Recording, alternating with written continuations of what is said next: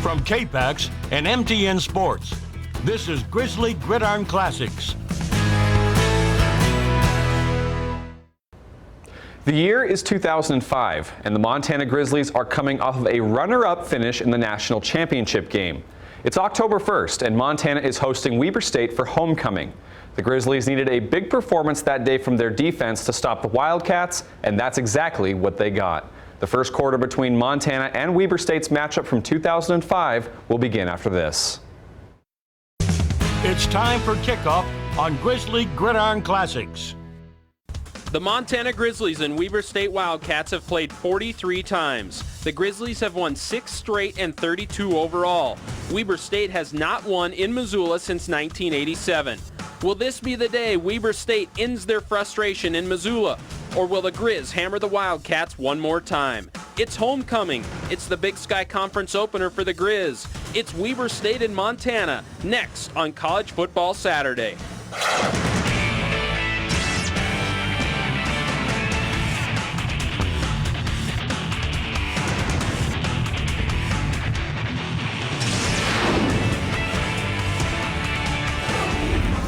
It's a cool day in Missoula, Montana. Montana and Weber State from Washington Grizzly Stadium. The Montana Grizzlies are 2-1. They're coming off of a bye week.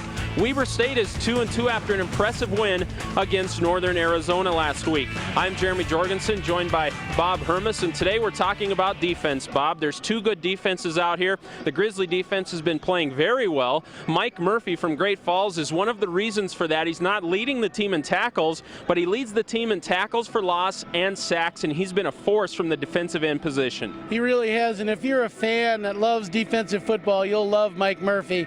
He really gets upfield quick. He makes great moves, and he's strong. He's deceptively strong. He doesn't look all that powerful, but he really is, and he's just a lot of fun to watch, and he gets a lot of sacks.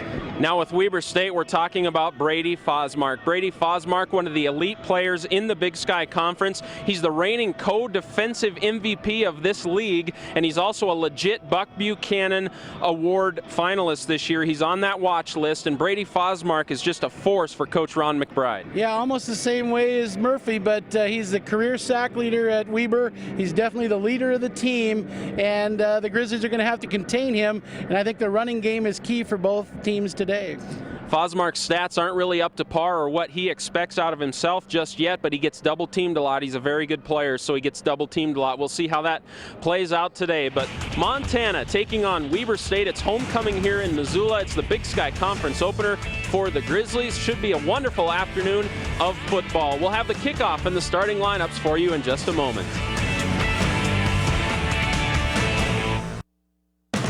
College Football Saturday is brought to you by your Montana Ford stores. Ford, built for the road ahead. See your Montana Ford store today. Northwestern Energy, dedicated to serving you. The Dairy Farmers of Montana, who remind you to eat 3 a day of dairy every day. The Montana Wood Products Association, promoting restoration of healthy forests through active management. And Stewart Title, excellent customer service by inspired professionals. Washington Grizzly Stadium, homecoming for the Montana Grizzlies. It's also the Big Sky Conference opener for Montana. I'm Jeremy Jorgensen, joined by Bob Hermes, and we have a great afternoon of football for you. We're going to join the third member of our team, John Langler, who will discuss this matchup. Just a few years ago, Montana hung 81 on Weber State. He has that for us. Well, that's right, Jeremy. Just back in 2 weeks ago, the Grizz only put up 7 points against South Dakota State, but if they want to put up some offense, Weber State might be the team. 1999, as you mentioned, 81-22. The Grizz beat the Wildcats, led by Drew Miller, Atu Molden, Johansi Humphrey, among others, leading the Grizz to their biggest win in school history. We'll see if they can get their offense going this year at Washington Grizzly Stadium. Back up to you. Thanks a lot, John. And Weber State did win the toss, Bob, and they have deferred, and Montana will receive, so the Grizzlies will be on offense first. And the Grizzly fans are very excited to see if that offense can get on track. Remember last game, they only put up 7, so fans very eager to see if the offense had 2 weeks to prepare for Weber. Weber State elects to go on defense first. That's the strength of their team. They get Brady Fosmark out on the field, but we're about to kick things off here In Missoula, it's a cool day, Bob. The conditions are pretty good, though. This is just good football weather, really. It really is. Not a lot of wind. There's a little breeze, but not too bad, and it's not raining currently. So if the rain can stay away, I think good conditions. This crowd is pumped up. They were late filing in, but they are in here now. The Washington Grizzlies Stadium packed, and we are underway as Chris Clark is set to receive the kick for Montana. Looks like he has a bit of a crease, but it closes up quickly, and he's out to the 22-yard line. And we're going to take a look at the Montana starters, brought to you by Allegiance Benefit Plan Management. Jason Washington, quarterback, Oakland, California. Lex Hilliard, running back, Kalispell, Montana. John Talmadge, wide receiver, Anaheim Hills, California. Ryan Bagley, wide receiver, Great Falls, Montana. Eric Allen, receiver, Colorado Springs. J. Tom Simpson, tight end, Long Beach, Cali.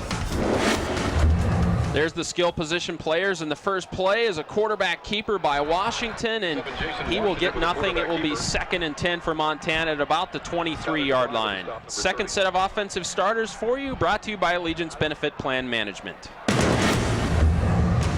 Cody Baylog, offensive line, Stoughton, Washington. Chris Orwig, left guard, Fairway, Kansas. Jeff Marshall, center, Newport Beach, California. Jason Frink, offensive line, Post Falls, Idaho. Brad Rhodes, offensive line, Bellingham, Washington. 2nd and 9 for Montana from the 23, and we have a flag down. It appears there was some movement on that Grizzly offensive front. So Montana on 2nd and 9, jumps.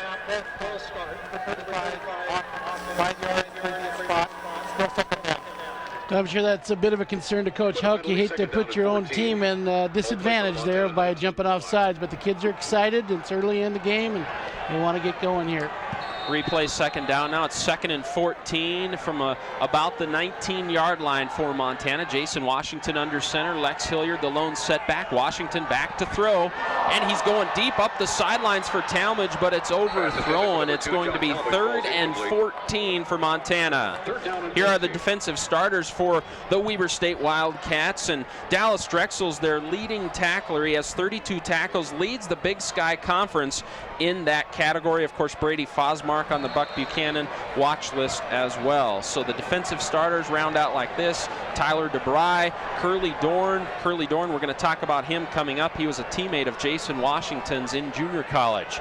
3rd and long for the Montana Grizzlies from the 19-yard line. 3rd and 14. Washington out of the shotgun. Has all day to throw, now is getting some pressure, and he keeps it himself, and he has some running room, but it closes up quickly, and he's buried at about the 24-yard line, back to about the original line of scrimmage. He did have good time, Jeremy, as you mentioned, but good coverage by the Wildcats, and he scrambled out of there, got what he could, but they're going to have to go 3 and out here and punt the ball. So Weber State won the toss, deferred. They get their defense out on the field, and that's exactly how they want to start the game, force a 3 and out for that Montana offense. And I think the big part of that series was the 3rd and long. Montana cannot afford to be in 3rd and long all day. Tyson Johnson into punt. He's off to a slow start this season, but he gets off a good punt right there. No fair catch, and then a big hit at the 40-yard line. That's Croy Bierman. Now we'll take a look at the defensive starters for the Montana Grizzlies, brought to you by Allegiance Benefit Plan Management. Lance Spencer, defensive end, Malta, Montana. Kerry Mullen, defensive tackle, Stevensville, Montana. Alan Simons, defensive tackle, Newport Beach, California. Mike Murphy, DN, Great Falls, Montana. The first play for the Weber State Wildcats is a carry by Adrian Conway, and he gets about 5 yards. Ian Pizarro is the quarterback for Weber State Wildcats as we take a look at the second half of the Montana defensive starters. Shane McIntyre, linebacker, Helena, Montana. Kyle Ryan, linebacker, Billings, Montana.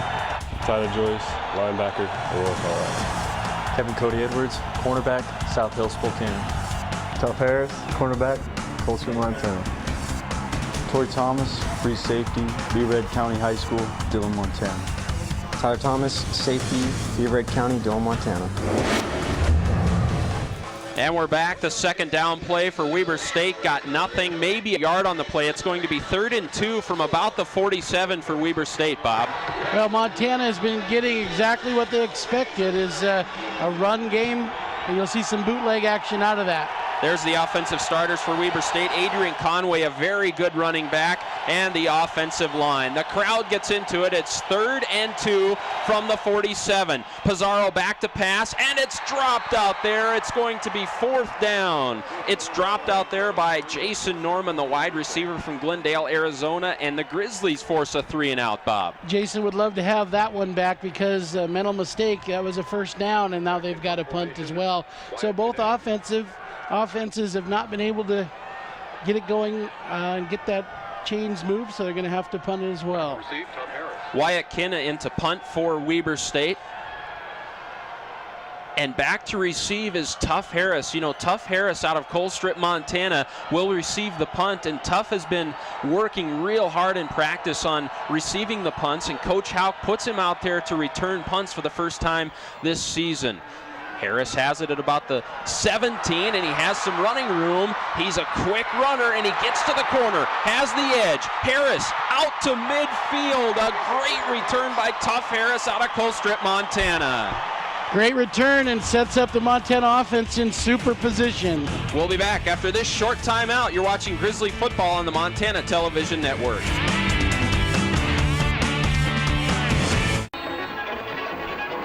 We're back at Washington Grizzlies Stadium. Montana against Weber State. It's homecoming in Missoula. Both offenses have been on the field, and they both had 3-and-outs. Montana is back at it after the great return by Tuff Harris on that punt. They have it 1st and 10 at the 48. Washington is coming out throwing, and it is almost picked off on the tip. It was deflected, and it's incomplete. Chris fans, don't miss out on NBA action Monday, October 24th, as the LA Clippers take on the Golden State Warriors at the Adams Center. Come welcome home former Grizz coach Mike Montgomery. Now the Jason Washington trying to get in a rhythm with some high percentage throws early on in this ball game. We take another look at that play right there, and just incomplete and tipped at the line, and Washington comes back out at 2nd and 10 from the 48. He's out of the shotgun. It's a draw play to Lex Hilliard. Hilliard has some running room, and Lex Hilliard is loose. He gets about 22 yards on the play. Hilliard down to the 30-yard line. What a nice play for the Grizzlies, and that is something Weber just cannot allow today, is Lex to run loose like this. Big hole. You see the hole at the point of attack. He breaks the tackle and then just runs free. I think we're going to see a big dose of Lex Hilliard today in that running game for Montana. They came out passing, but that's just to set up the run. And Lex Hilliard only 52 carries on the season. I think he could increase that number by quite a bit today. So it's 1st and 10 from the 30 for Montana. Lex Hilliard gets it again, gets about a yard on the play. It'll be 2nd and 9. Listening to Coach Houck visit this week about his quarterback situation and how Jason's doing, he feels, he said, we're really not going to make any changes because he's doing everything we're asking him as far as making the right decisions. He's seeing things correctly. He did feel that the receivers and quarterback have to still get on the same page a little better, but overall he's pleased with how he's doing. So it's 2nd and 9 from the 29 for Montana. Washington is out of the shotgun, and they're running an option play to the right side. Washington keeps it, and he's got the running room down to the 17-yard line, and he showed a burst of speed there, Bob. And that's a little bit of a new play, new angle on the play they've used out of that shotgun series, where the quarterback will roll with an option to keep it or pitch. And I think this is one thing that Jason brings the Grizzlies, is the way he can run the ball, as he shows here. Does a real nice job getting upfield. Jason Washington, a transfer from Bowling Green, and he did have a touchdown when he was the quarterback at Bowling Green on a 24-yard run, so he has some speed. He can run the football. He's a very athletic quarterback. 1st and 10 from the 17, out of the shotgun again. They're going for Talmadge in the corner, and it's just overthrown. He had about a step on the defender, but just a touch overthrown. Just one step is all, and that would have been a touchdown. Again, you can see Rob Fennessy, the offensive coordinator, definitely trying to get Talmadge into the game here early. There you see a nice fade route by Talmadge, runs a good route, and it was a almost a completion right there, but a good effort to go into the end zone, a good play call to go right for the end zone right when you get into the red zone as well. So it's 2nd and 10 from the 17. Washington out of the shotgun, and there's some movement on the right side of that line. It looks like possibly an offsides, a false start by Cody Baylock. False start. Number 68 offense, 5 yards, still 2nd down. Well, there's still red zone area here, so in pretty good shape. But again, those, you can see Coach Houck rolling his eyes and shaking his head. It does drive a coach crazy when the team causes their own backwards momentum. That was Jason Frink jumping off sides, the 6'4", 285-pound senior left guard. So it's 2nd and 15 from the 22-yard line. Washington out of the shotgun. He's getting a little pressure, and he's buried at about the 27. A sack by that Weber State defense, number 44, Patrick O'Keefe. Really good job by him to get upfield. Coming on the outside with contain, and then everything just kind of collapses. You can see him at the defensive end position here. Get upfield, that makes Jason come up, and he just takes a great tackle. O'Keefe is one of the Division 1A transfers for Weber State. They had 6 Division 1A transfers. O'Keefe played a little bit at the University of Utah, which is where Coach Ron McBride was before he took over at Kentucky as an assistant coach and then came back to the state of Utah for Weber State. Washington back to throw, and he's going for the end zone, and it's intercepted but out of bounds. You could see the safety that time eyeing the quarterback and Talmadge. He was making a break before the snap. He was reading that play all the way. Now that might be a good one next time to go to somebody else, because that's 4 times to Talmadge. See, so, you can see the safety there already moving number 47 before the snap. There's another good look at it. So Dan Carpenter is in for a field goal. It is going to be a 43-yard attempt, certainly not a gimme, and it has enough distance, and it is no good. Wide right, so the Grizzlies get into the red zone, back up with some penalties, and then a sack, and Montana does not get any points on the board as the field goal is wide right. You know, that's got to be frustrating, Jeremy. They're in the red zone down in the 20. They get a penalty, drives them back, and then they just don't get any production and points out of it, and you really need to at this point in the game. So Weber State will take over at the 27-yard line, 1st and 10, and we mentioned it briefly before. Their quarterback, Ian Pizarro, is a junior quarterback, played briefly in the Montana game last year, and I was talking to offensive coordinator Ron Hahn for Weber State, and he said he has quick feet, but he does like to set up in the pocket, not much of a scrambler. They kick it out to Wiley King. King has a little running room, gets to the sideline, maybe gets a yard on the play. Wiley King on the reception for Weber State. Well, good job that time by Jackson to pull up on a block on the corner. He'd have been called for a block in the back, and he didn't do that, so they keep the 1-yard gain on the play. Weber State really has some playmakers at the wideouts. Linzel Jackson, another Division 1A transfer from the University of Utah. He's their big playmaker, number 8, so we'll watch for him. Pizarro under center, Adrian Conway in the backfield, and he runs off left tackle. He has some big-time running room, breaking tackles all the way past midfield to about the 46-yard line, Adrian Conway. This is exactly what Montana's defensive coaches expected. They expected Weber to come in and run the ball. They did this against NAU, and they had great success, and they never stopped running the ball. They ran it like 15 out of 17 plays in a row last week against the Lumberjacks and beat them soundly. So if this keeps working, I guarantee you'll see it. But I should mention, Jeremy, they're going to run bootleg out of this sooner or later. Adrian Conway, a fantastic running back. He was a prep star out of Phoenix, Arizona. He is a sophomore. We have a flag down. They give it back to Conway, and he's going nowhere, but there's a flag down on the play. We'll see what the call is as Tyler Joyce makes the tackle. Number 46 with the stop. Conway rushed for 337 yards in a high school game, Bob, in the Phoenix area. So obviously this kid can run the football. Yeah, and as we mentioned, it's just their game plan. McBride, the head coach, a very seasoned coach, coached at Utah for 13 years. He loves to run the ball, and they'll do it all day if they have success. Offside on the defense, 5-yard penalty, still 1st down. So they call offsides. I believe it might have been Lance Spencer, and you see him talking to the official right now. He's not happy with the call. He felt there was some movement on that offensive front for Weber State, but Coach Hauk looks a little concerned about the early penalties, Bob. Yeah, definitely. That's about 3 now, and like I said, the coaches, that's something you can avoid, so it hurts when you do it against yourself.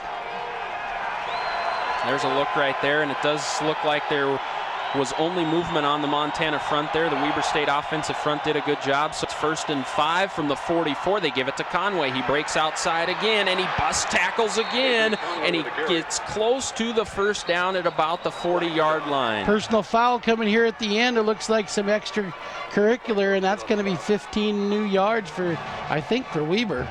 And Weber State is clapping. It looks like they will tack on some more yards to the end of this run. After the play was over, dead ball, personal foul, number 48 on the defense. 15 yards, automatic first down. That is a tough one for Montana, a great one for the Wildcats because now they are near the red zone themselves. So Montana suffering some early penalties in this game. We'll see how that plays out, but it's going to be 1st and 10 for Weber State, and they are on the march. They're at the 25-yard line. 4 penalties already for the Grizz. Wildcats will stay in this double tight a lot all day and run out of it. But again, they're not afraid to throw and bootleg too. You'll notice the tight end go in motion here. That'll try to create extra body at the point of attack. They hand it to Zach Hall, who is in the game now. I believe that is Zach Hall, who is the backup running back, and he gets a lot of carries, Bob. Adrian Conway doesn't get the bulk of the carries. Zach Hall has a lot of carries for this Weber State offense, and they rotate these 2 running backs. I talked to Coach McBride, and he said, hey, Zach Hall and Adrian Conway about equal, and they both get a lot of carries. Well, that keeps them fresh, of course, and if you're going to run all day, you're going to probably need 2 backs. But if you notice that last play, they'll take a tight end in motion. And again, just the thought is we're going to overpower you with an extra blocker at the point of attack. 2nd and 7 from the 22 for Weber State. Pizarro back to pass. He sets up in the pocket, runs it straight forward, gets about to the 18-yard line. He's going to be 3 yards short of that first down, bringing up 3rd and 3. And they said the coaches for Weber State, Coach Ron Hahn, the offensive coordinator, who I'll talk about in just a moment, and Ron McBride said that Pizarro does not like to run outside of the pocket, but he does have quick feet when he does go to that. Yeah, he showed good judgment there. It was excellent coverage by the Grizz, and so he tucked it up and got a couple. 3rd and 3 from the 18-yard line. A short 3. Pizarro under center, and they give it to Zach Hall. He pounds through that line, but he's going nowhere. Met at that line of scrimmage by Tyler Joyce and Lance Spencer. Tyler Joyce, number 6, the leading tackler for Montana. Well, this time they lined up in the double tight. The tight end came in motion, but then actually checked back, and they ran right behind him, of course, and Montana there to make the stop. So the ball's at the 16-yard line. That would make it a 33-yard field goal. It is 4th down. It appears Weber State will go for this. No, they are kicking the field goal. The kicker is in the game. Weber State going for the field goal. It's a 33-yard attempt. Joe Johnson in the kick. He's a senior, and he splits the uprights. And the field goal is good. And Weber State is on the board. Weber State drives down, kicks a field goal, a 33-yarder, making it 3-0. You're watching Montana Grizzly football on the Montana Television Network. Welcome back to Washington Grizzly Stadium. Weber State gets the first points of the game. It's 3-0 Wildcats, and that scoring drive brought to you by MontanaGrizzlies.com. 7 plays, 57 yards. We'll get to that in just a moment as Weber State gets set to kick off. Bob, it's 3-0 Weber State. Yep, Montana, of course, wants to get the ball here and get something going offensively. It's sort of been the key the last couple games. Chris Clark and J.R. Waller set to receive this kick. And it's going to be Waller at about the 12. He has a hole, but it is bottled up quickly at about the 26-yard line. That Weber State special teams doing a good job of plugging that hole. It looked like he had some running room early on that play. Nice hole up the middle. As you mentioned, it closed quickly, but a couple of steps and he'd have been gone. 7-yard line.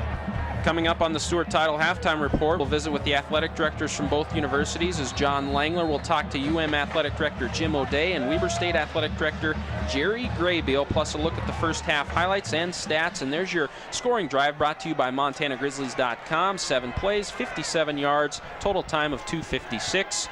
As the Grizzlies set up shop here, Lex Hilliard gets off right tackle, and he has some running room, gets about 20 yards up the sidelines near midfield. Lex Hilliard with a good run on first down. He's such a good runner. Just a shot in the arm here for the offense.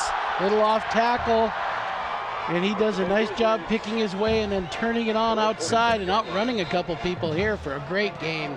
Yeah, they talk about a power back, but he's sneaky fast too. He's got some speed when he gets out in that open field. I got to think he's got a chance to play on Sundays here in a couple years. No question about that. 1st and 10 from the 46-yard line. Washington out of the shotgun. He drops back to pass, a short out to John Talmadge, who gets about 6 yards on the play. Well, they're really, as I mentioned, he's playing the right side, which favors Jason right off the snap because he is right-handed if they're going to throw quick, because he sets his foot on that side. But they're either picking on somebody over there or they really want John to get going offensively, and I have a feeling it's probably the latter. For all the latest information and statistics, log on to MontanaGrizzlies.com. Jason Washington, 2nd and 3 from about the 47. They hand to J.R. Waller, and he is going nowhere. Met by that Weber State defense. Good job by that Wildcat front right there. I got a personal foul. 2 players locked up at the end of the play, both pushing and shoving. Both could have been called for this, but I don't know who they're going to tag it to because it could have been both and probably should be both. Tyler DeBry on the tackle there. He's one of the 4 junior college transfers for that Weber State team. We'll see what the call is here. After the play, dead ball foul, personal foul, number 19 on the defense, personal foul, number 82 on the offense. The penalty's offset, 3rd down. Now you might say, why do you call that if it offsets? I think you establish something as an official that you're not going to let it go, and it was a good call. He did call both players for the altercation because they both were involved. Yeah, and I think you're right. It's just the officials setting the tone, and I think that's the right move on their part. They just set a tone that, hey, we're not going to allow that. So it's 3rd and 3 from the 46. Washington rolls out, and he hits Talmadge. Talmadge has it at about the 37. It's 1st down, Montana. Well, John's a favorite here of the fans, and it's good to see him getting some balls early and making some nice catches. I think as his confidence grows, and especially as he catches some balls during a game, he can become quite a factor. Talmadge, one of the top receivers in the Big Sky Conference. He's a reliable receiver for Jason Washington. Washington operating out of the shotgun early on in the game. It's 1st and 10 from the 38. He's reading the defense, sets up. Hilliard off to his left, and it's a draw play for Hilliard, and Hilliard busts his way for about 6 yards, a good set of yards on 1st down. Weber State definitely blitzing a lot here, and the other item they're doing, Jeremy, they're bringing people up on run situations. When they believe it's run, they're walking people toward the line of scrimmage. The theory there is that the holes will be smaller, the running lanes are going to be closed up because there's more people there. In Weber State's 2 losses, they gave up a lot of points, but those scores were deceiving. The North Dakota State loss was 41-0, but a couple of those touchdowns were special teams and turnovers returned for touchdowns, so that score a little deceiving. The Weber State defense has played well. Washington is going deep for Eric Allen, and it looks like he was bumped out of bounds. The referee threw his hat. It looked like Eric kind of gave up on the play after he was bumped. I'm not sure. Well, I don't know if we have it on the replay. It seemed like if he'd have kept going, he'd have had a shot at that one. Yeah, it was a good job by the Weber State defensive back to bump Allen at the line and just kind of take him out of his route from the get-go. But Washington has been looking deep. Once they cross midfield, they're looking to throw the ball, Bob. He showed some patience there, too, throwing it. He didn't hurry it. He waited until the receiver had a chance for it. 3rd and 5 from the 33, and it's caught. It's caught across the middle for a Montana 1st down. Well, we talked about the confidence factor, and again, John caught another good reception here coming across the middle where it's not easy because you can get your head taken off you're hung out to dry and he makes a nice catch. So Montana is on the move again. They've been down in this part of the field before. We'll see if they can capitalize this time. 1st and 10 from the 24. Washington out of the shotgun. He's back to pass, and he's going for the corner of the end zone again. A perfect ball, and what a catch by John Talmadge. It's a Grizz touchdown. A perfect throw and catch as Jason Washington hits the fade route to Talmadge in the corner of the end zone, and it's a 24-yard Grizzly touchdown. Well, we talked about the confidence, and they've been picking on this corner of the field quite a bit today. It's the 3rd route downfield on this one, and he made a nice catch. We'll take one more look at it here in just a moment as we get set for the extra point by Dan Carpenter, but what a throw by Jason. He threw that into traffic, and there wasn't really a lot of places he could put that in there, but he put it right where he had to. Carpenter in for the extra point. It's up and good, and Montana has taken the lead 7-3 as we take another look at this play. The touchdown, Jason Washington to John Talmadge. It's 7-3 Grizzlies. Welcome back to Washington Grizzlies Stadium. Montana drives down, punches one in to take a 7-3 lead. It was a 24-yarder from Jason Washington to John Talmadge, and Montana is on the board. There's 3:47 left here in the first quarter. Homecoming in Missoula for Montana, the Big Sky Conference opener for the Grizzlies, and the Grizzlies kick off to Weber State. Now, Wiley King is a story for Weber State. He takes it at the 2. He has almost 2,000 career return yards and has never scored a touchdown, and he certainly won't on that play. A great play by the special teams. And we'll take a look at the MontanaGrizzly.com scoring drive for you. For all the latest information and statistics, log on to MontanaGrizzlies.com. 8 plays, 73 yards, total elapsed time of 2:33, and a 25-yarder from Washington to Talmadge. Again, just what Montana needed. They take a lead and they get some points on the board. So now they're feeling a lot better about themselves. Now that north end zone starts to give it to that Weber State offense. Ian Pizarro under center, and he rolls out to his right, and he's going deep down the middle. And his receiver has it. It's caught all the way down to the 22-yard line. That's Linzel Jackson, the Division 1A transfer from the University of Utah. Well, we talked about the bootleg. I promised you you'd get to see it, and that's pretty much what that play came off of. A little play action, quarterback rolls out, throws a strike. Montana actually lucky that they stayed on their feet here to make a play. And again, Craig Paulson and his crew knew this was coming. Pizarro actually threw that a little late. The receiver, Linzel Jackson, had about 3 steps on the defender. It was underthrown. He had to come back for it, but still has it. It's 1st and 10 at the 22 for Weber State. And in the game, it's Sloan Havel.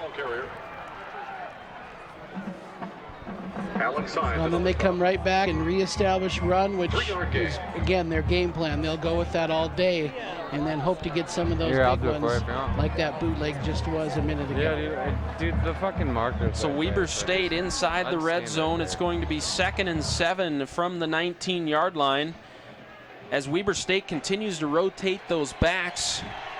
Sione Havili from Salt Lake City, Utah, a transfer from Texas Tech, another 1A transfer, and it looks like Pizarro shows some confusion, and he's going to take a timeout. Weber State has called a timeout as they are on the move with 2:35 left here, 2:41 left here in the first quarter, Bob. And I like this call by the quarterback because if you take the timeout here in the red zone and set yourself up, your odds are much better than wasting a play. Throughout the game today, we're going to give you a chance to answer some trivia questions, and Montana Grizzly trivia is one of the great parts of our broadcast here, and we give you a chance to answer some of these questions, and it's brought to you by Don Adson Ford of Ronan. And who was the last team to defeat Montana on homecoming? Weber State, Eastern Washington, or Southern Utah? We're going to give you a chance to think about it, and we'll have the answer for you in just one moment. 2:41 left in the first quarter. Montana leads at 7-3, but Weber State is on the move. Again, every possession on this side of the field is critical. Every down during a possession is very important. So taking a timeout there, I believe, is wise. As I mentioned, if you burn a play because people are confused and have to take a field goal instead of a touchdown, that could be major for your team. So again, I think he did a nice job to get that timeout. Pizarro goes under center. In at running back, Sione Havili. Again, he's a transfer from Texas Tech, the third running back to see action in this game. Then Pizarro takes it, keeps it himself, and he is going nowhere, as that's Kerry Mullen on the stop there for the Grizzly defense. It looked like the ball came loose. Montana wanted the ball, but they're not going to get the call. The referees blow it down. Well, the Grizzlies walk up a few people here. You can see the corner coming hard off his defensive back position, and they basically have 8 guys rushing the ball that time. And this is when the Montana defense really excels, when they get into a pass rush situation. And here we have that situation. It's 3rd and 8 from the 20 for Weber State. Zach Hall is the setback now. Pizarro under center, and he drops back, and he's looking to throw the ball, and it's underthrown a little bit. Dropped, could have been caught by Linzel Jackson. Boy, that would have been a key first down for the Wildcats. They're going to have to try a field goal now. This looked catchable, as you mentioned, just a little low. Went right through his hands there. Linzel Jackson certainly would like to have that one back. I know he's one of their big playmakers, and they count on him to make those kinds of catches, and he did not get the job done there as Joe Johnson sets up for a field goal. It's a 37-yard attempt from the right hash. And it's blocked. It's tipped by the Montana Grizzlies. Tyler Joyce wreaking havoc in there. Also, Alan Sines getting in there, the big guy. Boy, what a push by that front by the Grizzlies to get in and get a hand on that. That's a major play. Allen all over this. Look at him push his guard back, gets up, and he's the one that makes the block. That might be the play of the half, if not the game. Certainly this quarter and perhaps the half. Jose Cardoza, number 61 for Weber State, absolutely could not handle Alan Sines as Sines busted right through and tips it. So Montana stops Weber State, takes over at the 20-yard line. Jason Washington in the shotgun, and he is back to pass. He's looking across the middle, has Eric Allen. It's going to be a gain of about 3. A solid tackle by the Weber State defense. Tyler DeBry, one of their leaders, a junior college transfer. Wildcats lucky they didn't get burned for a lot more there. Again, they walked up some people, they blitzed on the corners, and there were more receivers than there were defenders, so they are lucky that only resulted in 4 yards. The right cornerback for Weber State is Curly Dorn, and he is from Long Beach Community College, and Jason Washington played at Long Beach Community College. They're former teammates, and J.R. Waller is loose up the right sidelines, and J.R. Waller gets a big gain for the Montana offense. Well, we talked about 2 backs, and Coach Houck did talk about J.R.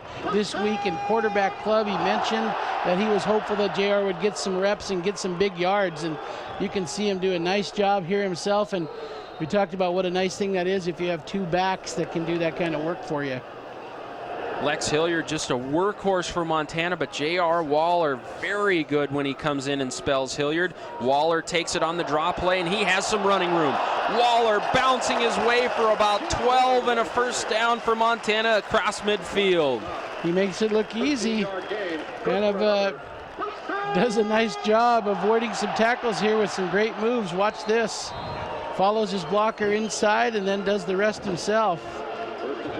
You know, and credit that Montana offensive line for creating some holes. They're certainly winning the war in the trenches right now as it's 1st and 10 for Montana on the 46-yard line. There's the first down comparison. 8 for the Grizz, 3 for Weber State. And Jason Washington throws a route across the middle, and he is really lucky that wasn't picked off. Yeah, the fans and everybody watching was wondering where he was throwing. That's probably example of what Coach Houck mentioned when he said that the receivers are not always on the same page as their quarterback. Someone, I think, cut out instead of cutting in there. And that's Jason Washington's old buddy from junior college days, Curly Dorn, almost picking him off. Former teammates right there at Long Beach Community College and junior college. Jason talked about that earlier this week. 2nd down and 10 for Montana. Washington is going deep. And he is going deep, and it's incomplete, and it's overthrown. They did a lot of shifting there. They brought Jayton Simpson, the tight end, in motion to the right. That took one of the safety's attentions away, and they had single coverage there down the sideline, but it was overthrown. Montana really coming out throwing the football, Bob, and they're not just throwing these short little routes that we're used to so far in the 3 non-conference games. They're going deep a lot more than we have seen so far in the season. And I think that's a good idea. Give your players a chance to make great plays downfield. Montana 2 of 4 on 3rd down, and it's 3rd and 10, 3rd and long. Jason Washington in some trouble. He's getting some pressure, and he is sacked, and that was Fosmark way back in the backfield, and the ball is loose, and there's a scramble for it. Fosmark got all over Jason Washington, forced the ball loose. Weber State thinks they have it all the way back at the 40-yard line, and Weber State does have it. Washington fumbles it, and there's the Buck Buchanan watch member for Weber State, Brady Fosmark, wreaking havoc, and this is why he is the reigning co-defensive player of the year in the Big Sky Conference. And there you see the ball loose. Yeah, he's trying to do a little too much there and not protecting the ball with both hands, and exactly what you try to coach kids might happen if you do that happens. The ball comes loose and the Wildcats get it. There's only 32 seconds left in the first quarter, and that Montana defense is backed up into a tough field position situation. It's 1st and 10 from the 40 for Ian Pizarro and that Weber State offense. The Grizzly defense digs in, and there was some movement by that Weber State offensive front. So back it up 5 yards. Yeah, the wide receiver moved, and so did the tight end. Ball start on the offense, number 68. 5 yards, still 1st down. There's Ron McBride, the longtime college football coach. He's been at Utah and also was at Kentucky as an assistant last year, and he really hired a good staff, Bob. He got Ron Hahn, one of the top junior college coaches in the country, and just a wonderful offensive mind. He was at Ricks College in Idaho, which is now BYU Idaho. They dropped athletics, but when he was coaching football there, they were an offensive powerhouse, hanging 50 on teams consistently every week. Pizarro is back to pass, has all day to throw, and he has a wide open receiver, and it's a Weber State touchdown. Number 88, Terry Larson. There's a flag on the play. This might come back, but that receiver was wide open. Looks like it's against Montana. This is going to be a touchdown, I think, Jeremy. It was a 45-yard touchdown pass, but we'll see what the flag is here.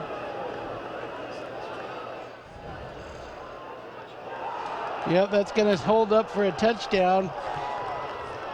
Well, you're talking about Coach McBride. His philosophy, again, is very simple. Keep it simple, run the ball, and then use this, play action, go deep, and then they do it. Again, Montana knew this would happen, but there's just no coverage here. He's wide open.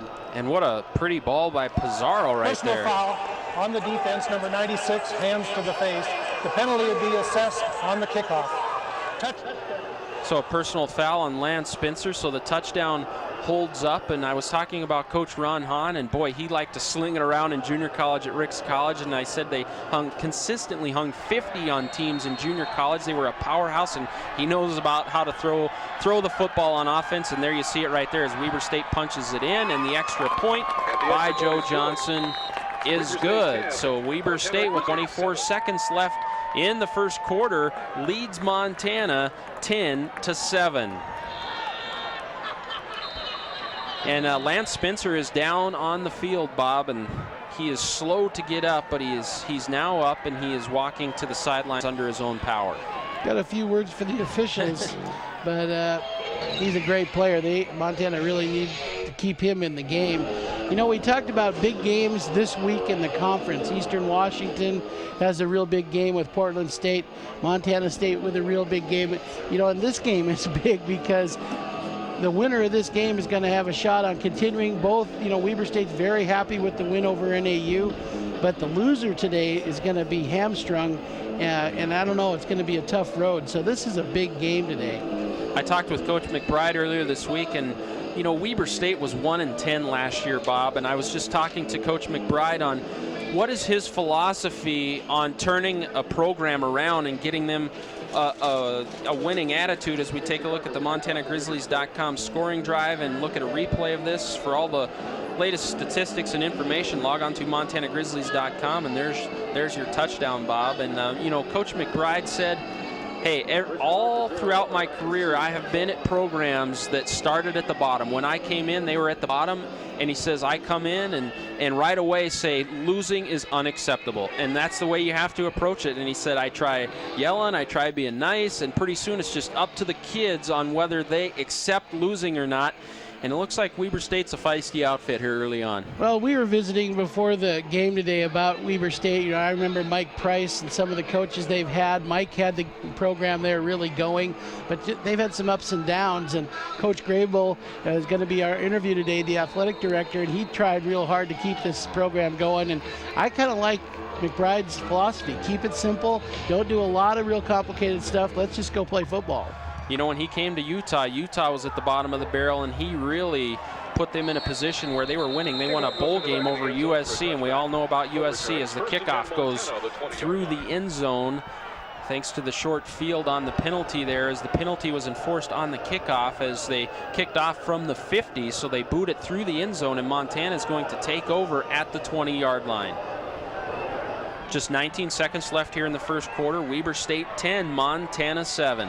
Well, we talked about the big plays of that quarter. You know, the blocked field goal for Montana was real important, but that fumble and the resulting touchdown was another one to circle as far as being real big. A big AA football game in Montana today. Flathead against Helena High as we have a flag on 1st and 10.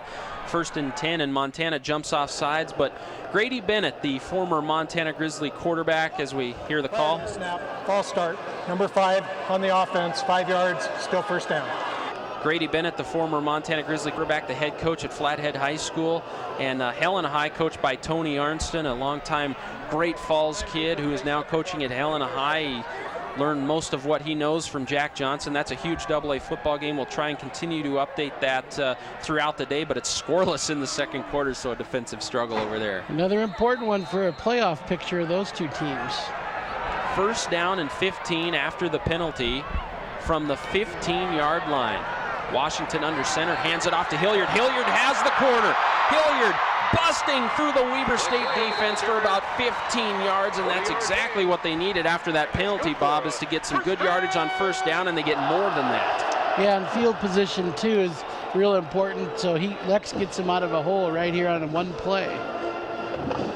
And like we said, Lex Hilliard is a power back, but look at that speed around the corner. And, Bob, I've covered a lot of NFL-type running backs throughout my career. Amon Green, who plays for the Green Bay Packers, Lamar Gordon, who's with the Philadelphia Eagles. Lex Hilliard is as good as I have seen. That kid is a very good run back and a pro-type player.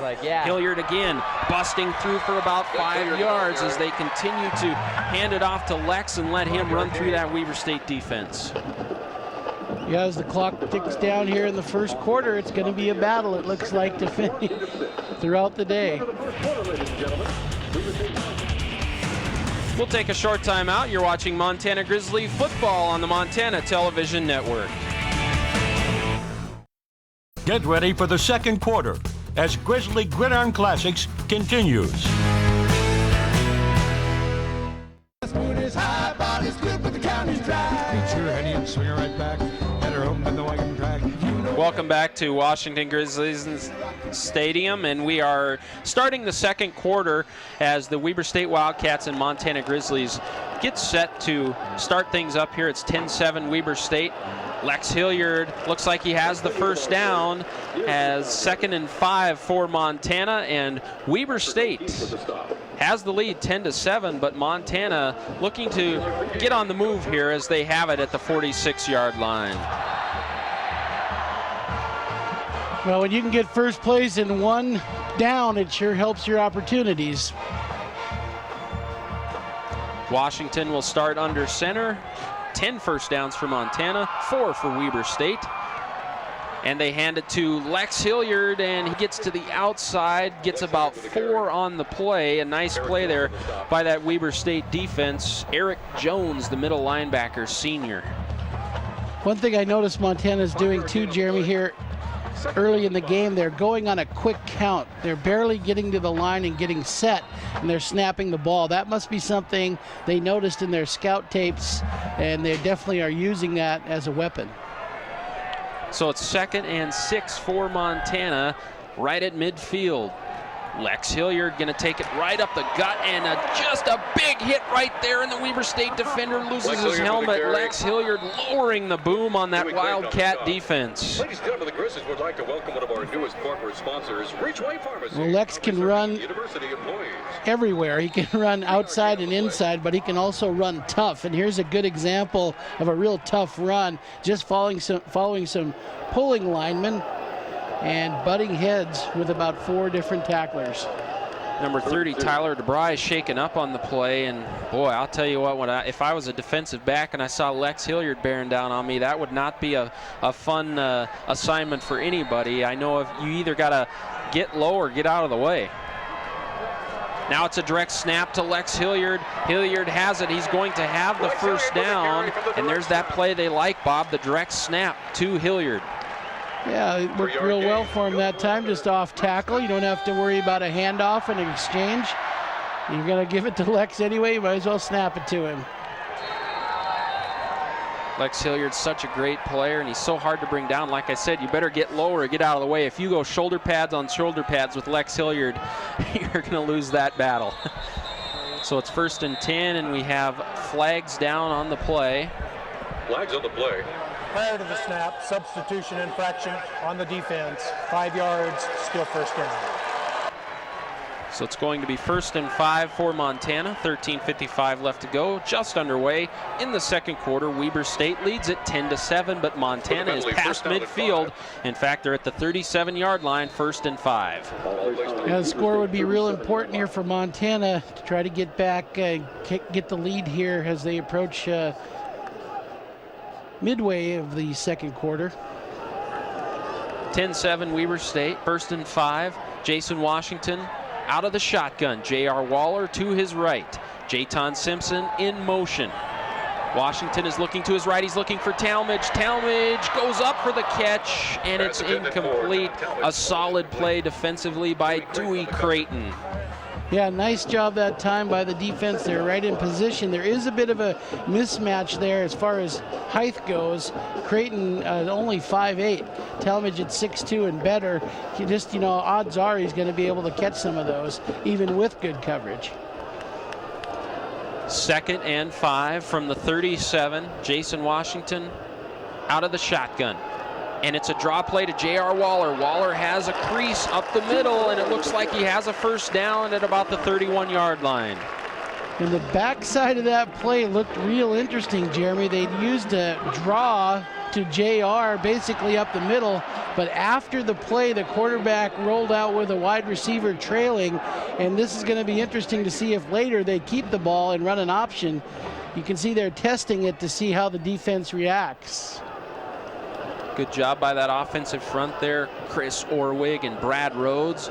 Washington, it's a quick pitch to J.R. Waller, and he is going nowhere on the left side of that Weber State defense. Wildcats that time had 8 men in the box, as you hear said so often. Basically, they stacked the line of scrimmage, tried to cancel every running lane, and actually did that time. Weber State prides themselves on a physical defensive front. Fosmark, obviously one of the top players, the first All-American they've had since Scott Shields at Weber State. Scott Shields, a great player for the Wildcats. 8 of the last 9 plays for Montana are runs. Washington is out of the shotgun. There are flags down on the play, and the pass is incomplete. There's a couple of flags down, so this is going to come back. I think it's going to be against the offense. That was a screen that time they were trying to run on the outside, and if it was complete, it might have had good gain. on the offense, number 84 and 34 in motion. 5 yards, still second down. Bobby's got to be concerned about all the flags against his team here in the first half. They've had enough in the course of a game right now, and this is really hurting them. That's something I'm sure they're going to talk about at halftime. That pass was intended for Quentin Jackson, the sophomore wide receiver out of Kent, Washington, is getting a lot of playing time today. Double setbacks, Washington out of the shotgun. It's a draw play to Hilliard up the middle, and boy, that draw play, Bob, is getting about 5 yards a pop. Yeah, but the odds are it's not going to get you that first down. So in a way, Montana looking like they're ready to take the field goal here instead of throwing the ball and trying for a probable first down. The draw is generally not going to give you that extra 8 yards. On a third down play like that, the draw play, what it did do, however, is set him up in the middle of the field and get him off that hash mark. So it's from the 27, so it's a 44-yard field goal attempt for Carpenter. Dan Carpenter, the kick is up, and it's off the crossbar, off the right crossbar, and bounces back out, no good. Wow. So Montana is stuffed again, and Weber State leads at 11:44 left in the second quarter, 10-7, Weber State over Montana. Welcome back to Washington Grizzlies Stadium. We're in the second quarter, 11:44 left, and a surprising score. Weber State 10, Montana 7, as Weber State takes over after the missed field goal. They have it 1st and 10 at the 27. Pizarro hands it off to Adrian Conway. Conway loses his helmet, gets about 2 yards on the play. And Bob, I think 10-7 in the second quarter, and that was Zach Hall on the carry, not Conway. Zach Hall on the carry, and I think 10-7 in the second quarter would have to be considered a surprise at this point. It's hard to say with Montana not scoring a lot of points in the last game, but there were some opportunities here for him to score. The only thing I question on the last one is the draw on 3rd and 8. But other than that, they're playing pretty well, but they do need to get more points. 2nd and 7 from the 30. Zach Hall has it, and he bowls his way for about 3 yards, and it's going to be 3rd and about 2 from the 35. Shane McIntyre on the stop there. Well, now Weber's real happy to get these yards up front and run the clock and wear people down. Again, Montana's defense is tremendous, but if that constant battering at the line of scrimmage with the run is tough to handle. True freshman Sean Lebsock in at middle linebacker along with Tyler Joyce. It's a 52, a 5-2 front for that Montana defense, and they hand it off to Zach Hall, and Dustin DeLuey tries to wrap him up and misses him, but Tyler Joyce is there to stuff the play, and it was on 3rd and 2, so that's going to force a 4th down for Weber State. Really big play for the Grizz there, just what they needed defensively. Watch here, there's nowhere to run. Great penetration by Murphy, which makes the running back have to change his mind, and then everybody else comes and fills in. Tyler Joyce and Sean Lebsock on the tackle there. And Bob, I mentioned Sean Lebsock. He's a true freshman getting some playing time, not redshirting due to the injury to Lauren Utterback. So Sean Lebsock in there assisting on that tackle. Tough Harris from Colstrip, Montana, back to receive the punt. Weber State in a punting situation.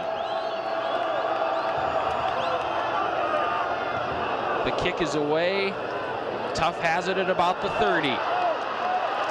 And it looks like he has the corner, but it's bottled up pretty quickly, but it's going to be good field position for Montana. Tough Harris does a good job of getting about 10 yards out of that return. 1st and 10 at the 40. Montana's special teams have done a nice job of setting up their wall on the punt and even their kickoffs. They've done a good job getting upfield after the catch. Tough Harris has been really working on those punt returns in practice, and I've been at practice all this week watching Tough Harris work on those, and that kid is an athlete. He's got some speed, and he's just a playmaker back there, so you got to like the decision to put him back there returning kicks, as he also starts as a D-back. J.R. Waller takes the quick pitch, and he has it, and big yardage up past midfield to about the 44. Watching the offense here, Montana has been really cracking off big gains here on 1st down almost on every series. Here's another one, but it's the old bend but don't break philosophy or theory that you've heard so often said over the years, but that's kind of what Weber's doing. They're giving some, but it seems like as they keep progressing, they are able to stop the offense. Washington out of the shotgun. He's looking to go deep, and he is sacked all the way back at the 40-yard line, a loss of 15 yards. A big play by Dallas Drexel, the leading tackler for Weber State. Tough play here for the Grizz. Again, this really drives them back, puts them in a real passing situation now. Dallas Drexel, it was a safety blitz. As you see, here he comes, number 47, the leading tackler, and he just buries Jason Washington for a 15-yard loss. It's going to be second and about 20. And Jason Washington fakes the handoff, and he gets good yardage back to almost the original line of scrimmage, past midfield to about the 43, bringing up about a 3rd and 8 for Montana. And this is a new wrinkle. Coach Fennessy mentioned we might see this today. They're coming out of the shotgun. Instead of running draw, he's going to pull it back and follow his tackle upfield and get a real nice gain here, 10 yards. So that was an excellent play for the Grizz. That was Cody Baylog out in the open field out there, opening some territory for Jason Washington. So it's 3rd and 9 from the 44. We're in the second quarter, 7:48 to left. Washington out of the shotgun, and he has a corner route to Mike Ferreter, but it is incomplete. Yeah, and he'd love to have that one back. He's kind of shaking his head. He knows he had an open opportunity there, and the ball was overthrown. But again, it was a 3rd and long, and those are the ones where Montana's had a hard time today converting, is the 3rd and long. But they put the ball up in the air here, and that's what you got to do on 3rd and long, like we said. And just a close play there, just a tough throw and incomplete, and it's a punting situation for Tyson Johnson. Weber State return game set up at the 10-yard line. Johnson into punt from the 45, and this is a situation where you want to see him pin Weber State, and they will pin Weber State. A great play down there by Jimmy Wilson. Jimmy Wilson downs it at the 4-yard line. You're watching Montana Grizzly football on the Montana Television Network. We are back. We gave you a long time to think about that trivia question. We're going to get the answer to you in just a minute here, but the Grizzly defense pinning their ears back as they have Weber State at the 4-yard line, and there's a draw play, it looks like, to the tight end, and there's a fumble, and Montana is on the ball inside the 5-yard line. What a big play by that Grizzly defense. It's been a quarter of great big plays, and here's another one. When you can get the ball at the 3, what a shot in the arm for your team. And that's Croy Bierman. Croy Bierman is a rising superstar on this Grizz defense, the kid out of Hardin, Montana. Watch here as they come with a tight end underneath, a nice looking play, but he is held up, and they come in and strip him of the ball. What a play by Bierman. He stripped it himself, caught it in midair, and this kid out of Hardin, Montana is going to be a superstar for this Grizz defense. Watch him here. Strips it right there. The ball flies up, and he recovers it himself. And here we go. Lex Hilliard takes it into the end zone, and the Grizz make them pay right away. Lex Hilliard, a Grizz touchdown. Yeah, you cannot turn the ball over on that point of the field and expect to be able to defend, especially with Lex Hilliard running the ball. Yeah, you turn it over inside the 5, and you have to deal with Mr. Hilliard inside the 5. That's pretty much a done deal right there. Watch here. It's just the way he runs. Gets wide, looks for a hole, finds it, and gets a touchdown. Lex Hilliard punches it in. Carpenter in for the extra point. What a turn of events. The extra point is good, and Montana has taken a 14-10 lead. We'll take one more look at this as we head to break. You're watching Montana Grizzly football on the Montana Television Network.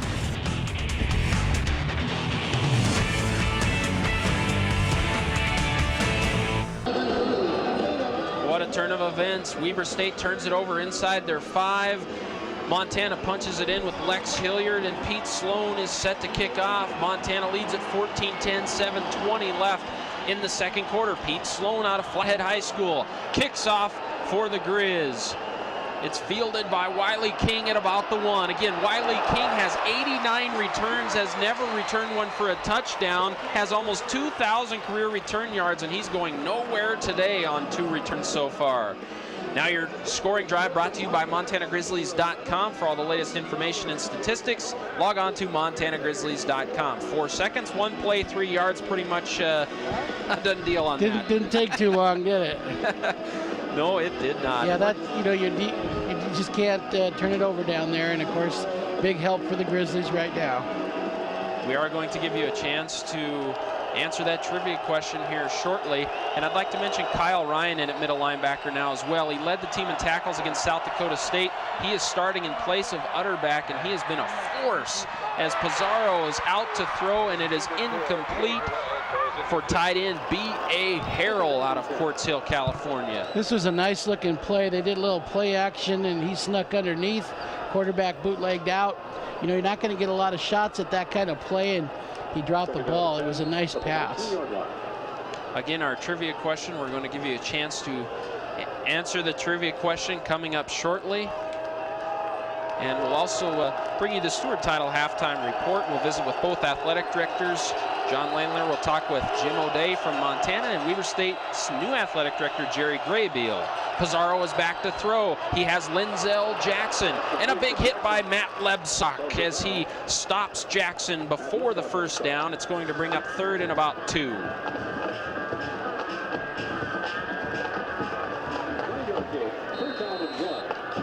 Again, we're going to give you a chance to answer the trivia question. It is now 3rd and 2 for Weber State. 3rd and 2 for Weber State. A big play by Matt Lebsock out of Billings Skyview, stopping the play right there. Linzel Jackson, the big playmaker in this Grizzly fan base, getting into this game, making it tough for Pizarro on 3rd and 2. He almost trips and falls. Zach Hall spins his way for a first down. Runs for first down yardage, gain of 3. Well, you mentioned those Lebsock boys. I think of their dad, Ron, the head coach at Billings Skyview. He played here at Montana, and it's nice to see his sons here. I'm going to go with Eastern Washington here. I think I remember that game. I think that everybody was pretty silent here.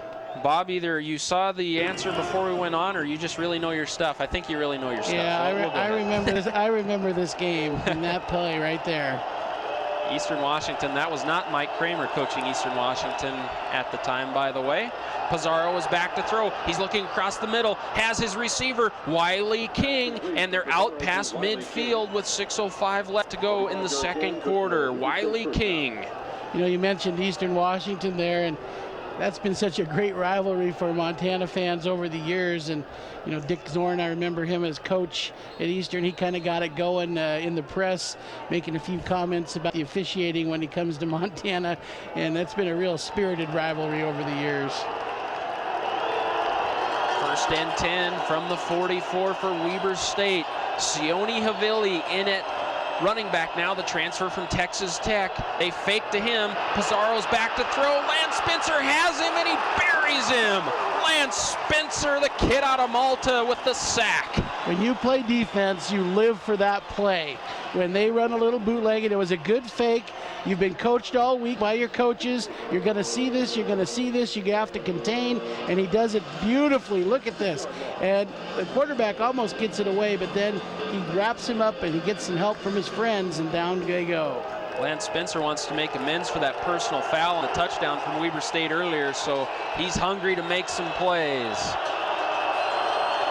2nd and about 15, a long play, and Pizarro has a completion, and it's short of the first down at about the 37. It's going to bring up a 3rd and about 3 for that Weber State offense. The completion was to Terry Larson, who scored the touchdown earlier in the game. Wildcats doing a nice job throwing the ball too. We talked about run, but it looks like they're doing a nice job getting their folks open, and the quarterback is doing a nice job delivering it as well. The Thomas boys at safety, Torrey and Tyler, getting a breather right now as Van Cooper and Matt Lebsock are in at safety. Kyle Ryan and Tyler Joyce and Mookie Foreman anchoring that linebacking core, and Weber State's going to take a timeout. Let's go down to our 3rd member of our team during this timeout, John Langler.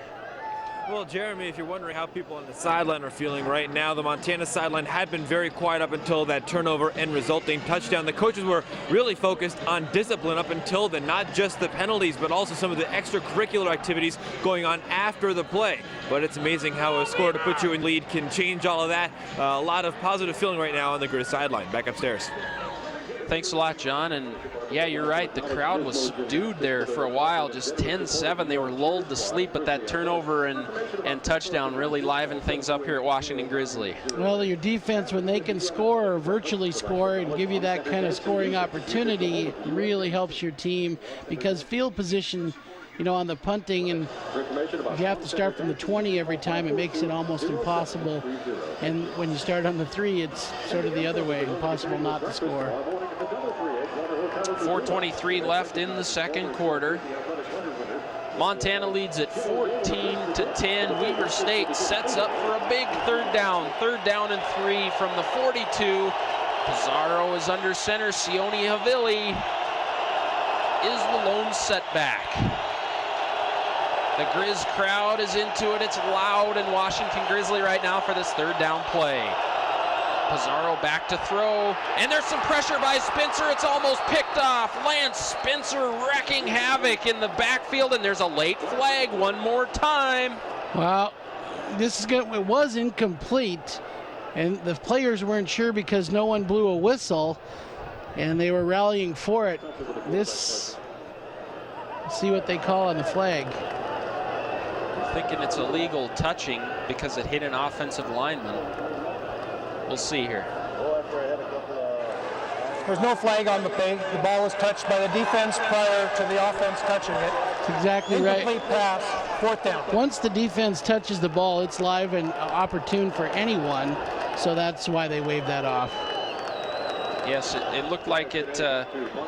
Boy, on the replay, Jeremy, it looked to me like a fumble. I thought his arm was coming forward, but on the replay, it looked like he got it knocked out. At any rate, it's fourth down in a punting situation. Watch for the fake here as it's fourth down from the 37, 4th and 3. As Weber State set to punt. Good spot for a fake if you need one. Wyatt Kinna, the punter for Weber State. Tuff Harris sets up shop at the 10. Long snap count. And Kinna bobbles the snap. It gets through him, but he still gets the kickoff. And it's going to be caught at about the 27. And the Grizzlies say there was a fair catch and there was still contact. Now there's a late flag. I think we're going to get a late hit because there was a quick fair catch signal, and you can't touch the guy once he fair catches. Well, let's see, they're going to talk about it a little bit. There was a low snap. The punter couldn't handle it, something you do practice generally, a bad snap opportunity, and he actually kicked that left-footed. Yeah, it was amazing he even got it off, a whopping 6-yard punt. Well, and again, I'm sure they went over that a little bit. I don't believe he's a left-footed kicker, but he actually comes up with the ball and does a nice job to get it out of there. You know, we mentioned a 6-yard punt, but they're lucky they didn't lose about 20 on that play, so actually the fact that he got it off, and there was a fair catch by Jimmy Wilson right there, then the tackle. By the kicking team, 15-yard penalty, first down. That's a big penalty too, 15 yards tacked on. Officials did a nice job there to talk about it before they, made the wrong call. It again shows some experience on their part. I'll give you a call though. Ron McBride, kind of a sarcastic smile there. Well, he's satisfied with the call, though, and he's agreeing with it at least, so. I think he's happy with the call, but not happy with what just transpired for his team right there. But Jason Washington under center, 1st and 10 at the 42. He fakes to Hilliard. Now it's a quick out, and it's going to get big yardage, about 20 yards on the play to Ross Brunel, the tight end out of Spokane, Washington. Beautiful play. Little bootleg action of their own. Play fake away from the play. Then he spins. Watch here as they've established Lex, so now they fake with him, spin away from that, release underneath, and a nice throw, and really good yards after the catch. 1st and 10 for Montana at the 41. 3:59 and counting left in the second quarter. Washington under center this time, and he's going deep for Talmadge, but it's out of bounds. But Washington did a good job right there. There is a flag down on the play of throwing it in only a spot where there can't be an interception. 36 on the offense, previous spot, 10 yards, still second down. The Wildcats brought a blitz that time. A lot of people coming, and Jason was lucky to get the ball off. So back them up 10, and there's Coach Houck, and boy, there's been a lot of penalties in this first half, and I know he's not happy about that. Well, it's fun watching him. He goes through so much emotion. As a head coach, you definitely want on homecoming your team to do well, and boy, just every play, you're right there with your guys. Coach Houck is an intense coach, and I like that in a coach. As a player, you like your coach to be intense. You know he's over there fighting for you, and Coach Houck certainly is intense. There's the draw play to Hilliard, and he is bottled up by Brady Fosmark. Well, Brady and his Wildcat friends brought him down, but they've got to love playing against a back like Lex in some respect. Of course, it's tough to tackle him, but to go against the best in the league, you know, that's an exciting time for those defensive players. You know, Lex Hilliard played his high school football at Flathead High School. Flathead in the middle of a big Class AA football game right now. That game at Vigilante Stadium in Helena. It's scoreless at halftime. So Lex Hilliard's Flathead Braves, and coached by Grady Bennett, the former Grizz player. A big game for them. Oh, and Lex Hilliard catches the out for about a yard, and he is hammered. Well, if you were going to say, show me a play that hangs somebody out to dry, that's what this is. Lex shows a lot of courage to go up and make this catch. There's a lot of people that would have ducked, but he makes a catch, and he paid the price. And that's Mr. Curly Dorn, who I mentioned earlier in the ball game, was a teammate of Jason Washington's in junior college. I'm sure Lex is talking to Jason, hey, next time throw a little lower, all right? Jason Washington was telling me earlier this week that Curly Dorn's a big physical defensive back. He saw it in junior college when they played together, and we saw it right there. There's that drop play. Jason fakes it, and he is swallowed up by Fosmark. 3rd and 12, and they run that drop play again, and the fans not happy about it. Well, exactly right. 3rd and 12, and you run and draw. Your odds are against you that you're going to pick that 12 up, but evidently the coaches saw something there they wanted to look at, and it does get stuff, though. Coach Houck playing some field position here, I think, as they're going to be at the 44-yard line, and he believes field position right before half here with the way the defense is playing. Punt it away, pin them down there, and let the defense do their work, and maybe Weber State will make another mistake inside their 10 if Tyson Johnson can pin them down there. A high snap, a great catch, and Johnson's punt not too bad inside the 20 at about the 15-yard line, but he took a high snap and did a good job of just getting that one off. Fortunate that he was able to climb that ladder and go get that snap. Dustin DeLuey is the long snapper right now due to injury, and Dustin's been working so hard on that. Dustin out of Idaho Falls Skyline High School, and he's been the long snapper, and he's just been working so hard in practice as he had a bad snap in the South Dakota State game, and that one was high as well. It's a tough art. My son snaps for Sentinel High School, and it's not easy at 15 yards and just be consistent and do it right every time. 1st and 10 at the 17. Zach Hall has it, and he has some big yards up the middle, about 10 yards on 1st down as we have 1:30 left in the 2nd quarter here, Bob. Coming up on the Stewart Title halftime report, we'll visit with the athletic directors from both schools, as John Langler will talk to UM Athletic Director Jim O'Day, and with Weber State Athletic Director Jerry Graybeal, plus a look at the first half highlights and statistics. That's all on the Stewart Title halftime report, coming your way in about $1:20. As the clock runs down, minute 17, it's 1st and 10 for Weber State on the 27-yard line. Grizz showing blitz. Tyler Joyce coming up the middle. They get it out to Wiley King, and King is loose up the sidelines. King is past midfield and all the way down to the 37-yard line. Well, some missed tackles there. Nice little quick pass. Montana used to use these quick passes a lot themselves, but he gets outside, breaks a couple tackles, and rips off a huge gain. Wiley King, not certainly one of their big playmakers on offense. He's known more for his kick returns. Linzel Jackson, their transfer from Utah, is their big play guy, but I think the Grizz are keying on Jackson, leaving King open on this side of the field, and Ian Pizarro is taking advantage of that, and Coach Ron Hahn, the offensive coordinator for Weber State, doing a good job of calling the plays. Pizarro is going deep. He's got Linzel Jackson out there, and it's batted away at the last second by Tough Harris. The Colstrip kid breaks it up. Yeah, and Tough did a nice job to climb the ladder himself. He was a little bit out of position as far as the ball hanging in there. If it was underthrown, it might have been caught, but he went up and created some confusion and tipped it down. Good job. It's going to be 2nd and long, so the ball is marked at the 37. There's 56 seconds left in the half. As we take another look at this, just a great athletic play by Tough Harris. Really was. 2nd and 10 from the 37.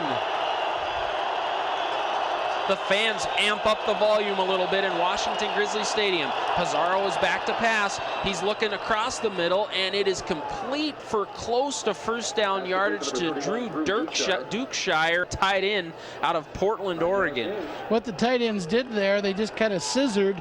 Both came across the middle of the field and crossed, and as they cleared, he threw the ball inside. 34 seconds and counting. It's 3rd and 2. Pizarro is back to pass, looking across the middle again. Wiley King asking for the flag, and there is no flag, and it did look like the defense got there a little early. Yeah, I'd have to see it on the replay. Wildcats thought so, but we'll see if we can pick it up here.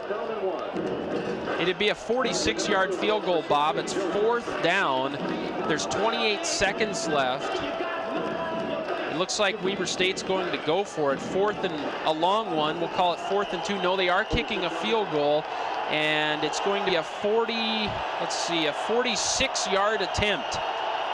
A 46-yard attempt. The kick is up. It's long enough, but it's no good. It's wide left. He had plenty of leg on that. Jeremy, just watch for that bare foot out there. That'll tell you they're going to kick it when he's out there. It's always fun to watch the barefoot kickers come to Missoula and wonder how cold it is outside. I'm sure they like this turf a lot better than that natural grass back in the day, huh? Yeah, at Dornblazer Field, I remember a few that probably got cut off that. So the Grizzlies here with 24 seconds left will come out. Probably just run the clock out here, wouldn't you think, Bob? Well, yeah, probably, but maybe take some shots. We'll see. 3 outs to the left to Jason Washington. He's out of the shotgun, and they're going to air it out.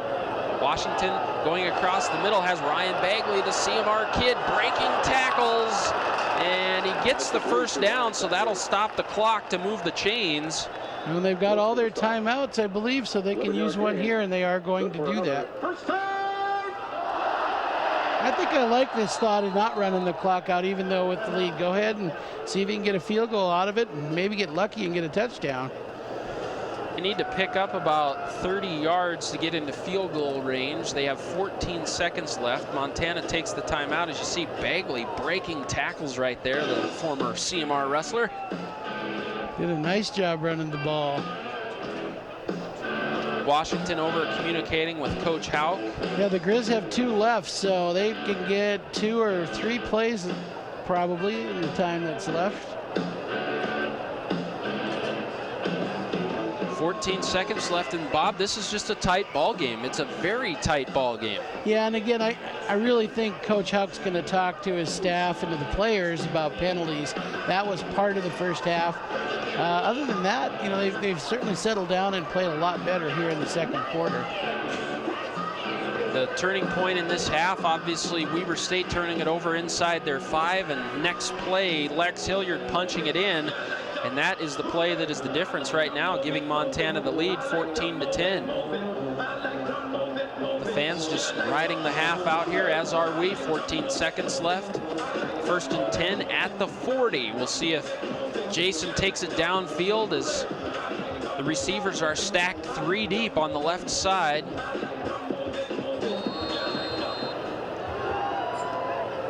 This formation tells us that they're not going to just run the clock out as Washington drops back. He's going up the sideline to Matt Troxel. It's only a gain of about 3, and Coach Hauk immediately calls for the timeout. 6 seconds left, so you are almost to midfield. At least you might be able to take a shot into the end zone here. Yeah, we'll see if he thinks he's got time for one and then a kick, or to go for a Hail Mary and go for it all. You mentioned Matt Troxel. He is from the Coeur d'Alene area. His dad was the head coach at Hellgate High School and also played for the Grizzlies back in the day. But it's neat to see another son of a former player and now a high school football coach, Van is in Coeur d'Alene, having success. And Matt is one of the truly good guys that everybody is real complimentary of his attitude and his personality. Played at Lake City High School in Coeur d'Alene, and Lake City High School, a good football program. They're always a tough out in those Idaho State playoffs. Van is a very class individual. He's very good to the kids and is really concerned about helping everybody on his team. Coach Hauk smiling a little bit there. Yeah, he's got a little smirk going, I think. He's talking to somebody upstairs about the play, I think. There's 6 seconds left in the half. 6 seconds left on the game clock. The ball is marked at the 45, just short of midfield. Jason Washington's going to operate out of the shotgun as we're set to go.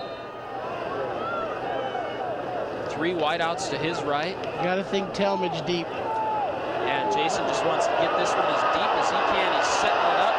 He's got all day to throw. Now he's going to fire one across the middle to Troxel, but he's got to get to the end zone, and it's probably not going to happen. Good effort by Trox, though, on the play. Gets down to the 30, but time has run out. I think that was Matt's only his second reception as a career here, so his eyes had to be big running downfield. Your halftime score, the Montana Grizzlies lead Weber State 14-10. We're going to talk with Coach Hauk as he comes off the field and heads to the locker room. His Montana Grizzlies lead at 14-10. We'll have your halftime stats and your halftime show brought to you by Stuart Title coming up. But a tight first half, a very tight first half. And the third member of our team, John Langler, has Coach Bobby Hauk. Let's go down to John to talk with Coach Hauk. Thanks a lot, Jeremy. With Coach Bobby Hauk, Coach, some penalties in that early in the game, but you're up by 4 and heading into the half. Yeah, we're happy to be up by 4 and fortunate as much as we've been penalized, and that's not something that's been our MO, John. We've been the least penalized team in the conference the last 2 years, and basically that's unacceptable. I'm going to tell the guys that. The other thing we need to do is we need to get our eyes out of the backfield, see the line of scrimmage with our secondary. We've given up some balls that we shouldn't on play action pass. We'll get that done, and then we got to tackle a little better on outside zone. We should be all right. Thanks a lot, Coach. Good luck in the second half. Coach Bobby Hauk, back upstairs. Thanks a lot, John, and you're right, Bob. He was upset about the penalties, and he said he'll mention that to the guys, and I would say he will definitely mention that to the guys in a very loud manner. They'll get the message. Halftime score, Montana 14, Weber State 10. We'll be back with the halftime show. Stay with us. The second half of Grizzly Gridiron Classics starts now. Welcome back to Washington Grizzlies Stadium, and we'd like to start the second half here by mentioning a new era with our broadcast this year. We would like to thank here at Montana's news station Carl Tyler Chevrolet for all of their support in helping us bring you this telecast. This season, Montana's news station is bringing you these Grizzly telecasts from a new production facility that you're seeing right now. This new 35-foot 4-star custom-built production trailer is pulled by a 2005 Chevy 1-ton 4-wheel drive truck. Montana Grizzly football brought to you by KPAX, Montana's news station, and powered by Carl Tyler Chevrolet in Missoula. And what a fantastic system that we have set up here, and facilities and equipment, and it's just a new era of Montana Grizzly football broadcasts, and we're happy to bring it to you. And I know the crew's excited to have that, Jeremy, to get on the road for some of those long road games in Northern Arizona and Sac State. And here's our kickoff. Pete Sloan, Flathead High School, kicks it off, and Wiley King has it. King is dangerous. King brings it out to the 29-yard line. That's the 90th kickoff return in his career, Bob, and I've mentioned it a couple of times, but he has almost 2,000 yards of return yardage and has never scored a touchdown, and the Grizzlies don't want that streak to end today. Yeah, it's tough when you open with a touchdown off the kickoff, and the good field position there, and they were able to stop him from scoring. So we start the third quarter here at Washington Grizzlies Stadium, the Big Sky Conference opener for the Montana Grizzlies. Also the homecoming game for the Montana Grizzlies, and it's 1st and 10 for Weber State at the 28-yard line. Ian Pizarro under center. It's Adrian Conway. Conway is stuffed by Torrey Thomas. Well, you want your defense to come out and establish themselves. Did a nice job on that play. Torrey Thomas out of Dillon, Montana. The Thomas boys, both back there, Tyler and Torrey. Their father's the coach at Dillon High School. And Dillon, the Beavers, are a force in Class A football this year. And both boys told me this week that they talk to their dad a lot, and they give him some pointers, and the Dillon Beavers are running a lot of this Montana Grizzlies stuff in high school football. So 2nd and 9 from the 29. Ian Pizarro under center. He's looking back to throw, and he has Wiley King. He's throwing a lot to King today, and a great tackle by Tuff Harris there. Tuff Harris out of Colstrip keeps it at about a 3-yard gain. Nice open field tackle by Tuff. He is showing some good moves out there at his position. Wiley King is just really the #1 target for Pizarro today, and he has not been all year. Linzel Jackson has been their #1 target, but Pizarro is looking for King on nearly every play. Montana has Tuff Harris covering Jackson, and so Tuff Harris just shutting down Jackson, but King is finding some openings. So it's 3rd down, 3rd and long, 3rd and 5. Pizarro back to throw, and it is caught. What a throw to Linzel Jackson. There's the playmaker right there. That was a tough throw. Really nicely done by the quarterback. That was 3rd and 4, and he threw about a 20-yard gain on that, so they got a lot more than they needed. But he saw an opening and he took advantage of it. Just a 5-step drop, set and throw. I'll tell you what, Pizarro is pretty good. The coaches were pretty tight-lipped from Weber State when I talked to him this week about what his talents were, but he's a pretty good quarterback. 1st and 10 at the 48. Pizarro back to throw, and he finds King, who drops the ball. But King is open almost every play, Bob. Yeah, and they really changed it up here in the second half, where they're throwing a lot more than I think Montana may have been planning on. That Montana defense digging in now. It's 2nd and 10. The ball at the 48, just short of midfield. The starting unit in there for the Grizz, all the first stringers, Kyle Ryan and Tyler Joyce at linebacker. Jimmy Wilson in at the left corner right now as Pizarro under center on 2nd and 10. And he looks for the drop pass, and it is broken up by Mookie Foreman. Mookie, that's the second real nice play of the day by him. Earlier he had a beautiful tackle. This time he gets some air and knocks the ball down. That's a real nice play. Mookie leaves the field. It looked like he was banged up a little bit, but now he's on his way back out. Shane McIntyre from Helena Capital back off the field. McIntyre was banged up a little bit this week, so I don't think he's seeing the amount of playing time that he normally gets. He was in a walking cast earlier in the week and is playing today, but is not playing as much as usual. So 3rd and long, 3rd and 10 from the 48. Pizarro's back, and it's picked off. It's picked off by Torrey Thomas. The Dillon kid is going to take it to the end zone for a Grizz touchdown. Torrey Thomas picks it off and takes it to the house. Well, that was a case of the Wildcats biting off a little more than they should chew, in that their game is run, and they came out throwing, and that time the Grizzlies sat in their zone, and nice anticipation. Steps in front of it and goes for a touchdown. What a big play. I was talking about those Thomas boys from Dillon. Their dad's the high school football coach. These kids grew up with football. These kids know the game. And Torrey Thomas, what a big play for him. He'll remember that one for a while. Carpenter in for the extra point. And the kick is is up and good, and what a turn of events that is. Montana picks it off, takes it to the end zone. The kid from Dillon does it. It's 21-10 Montana. Dillon, Beaverhead County takes it to the end zone, and Montana takes a 21-10 lead, and we have a touchback as King downs it. That's right, there is no scoring drive, Bob. It was a defensive touchdown. There you go. One play. Well, it is a case, though, where your defense is going to win you a football game today. I mean, they recover in the first half on the 3-yard line. They force a fumble. We score off of that. Then they come back with an interception, and Montana scores off that. So 14 points, direct result of the defense. That's the best kind of scoring drive you can get. The offense doesn't even have to come on the field. And there you saw that AA score. It's still scoreless at Vigilante in Helena. Flathead and Helena High, 5 minutes left, and there's a handoff to Zach Hall, who takes it to about the 28-yard line. That's in the third quarter. Helena High and Flathead scoreless. Terry Larson came in on that play and just made a key block on the corner to spring the running back there for a nice pickup. On first down, it was a 7-yard pickup for Weber State. And again, for all the latest statistics and information, log on to MontanaGrizzlies.com. As Weber State sets up at the 28, it's 2nd and 3. Zach Hall gets it, and Dustin DeLuey coming off the end makes a great stop, but it looks like it'll be enough for the first down for Weber State.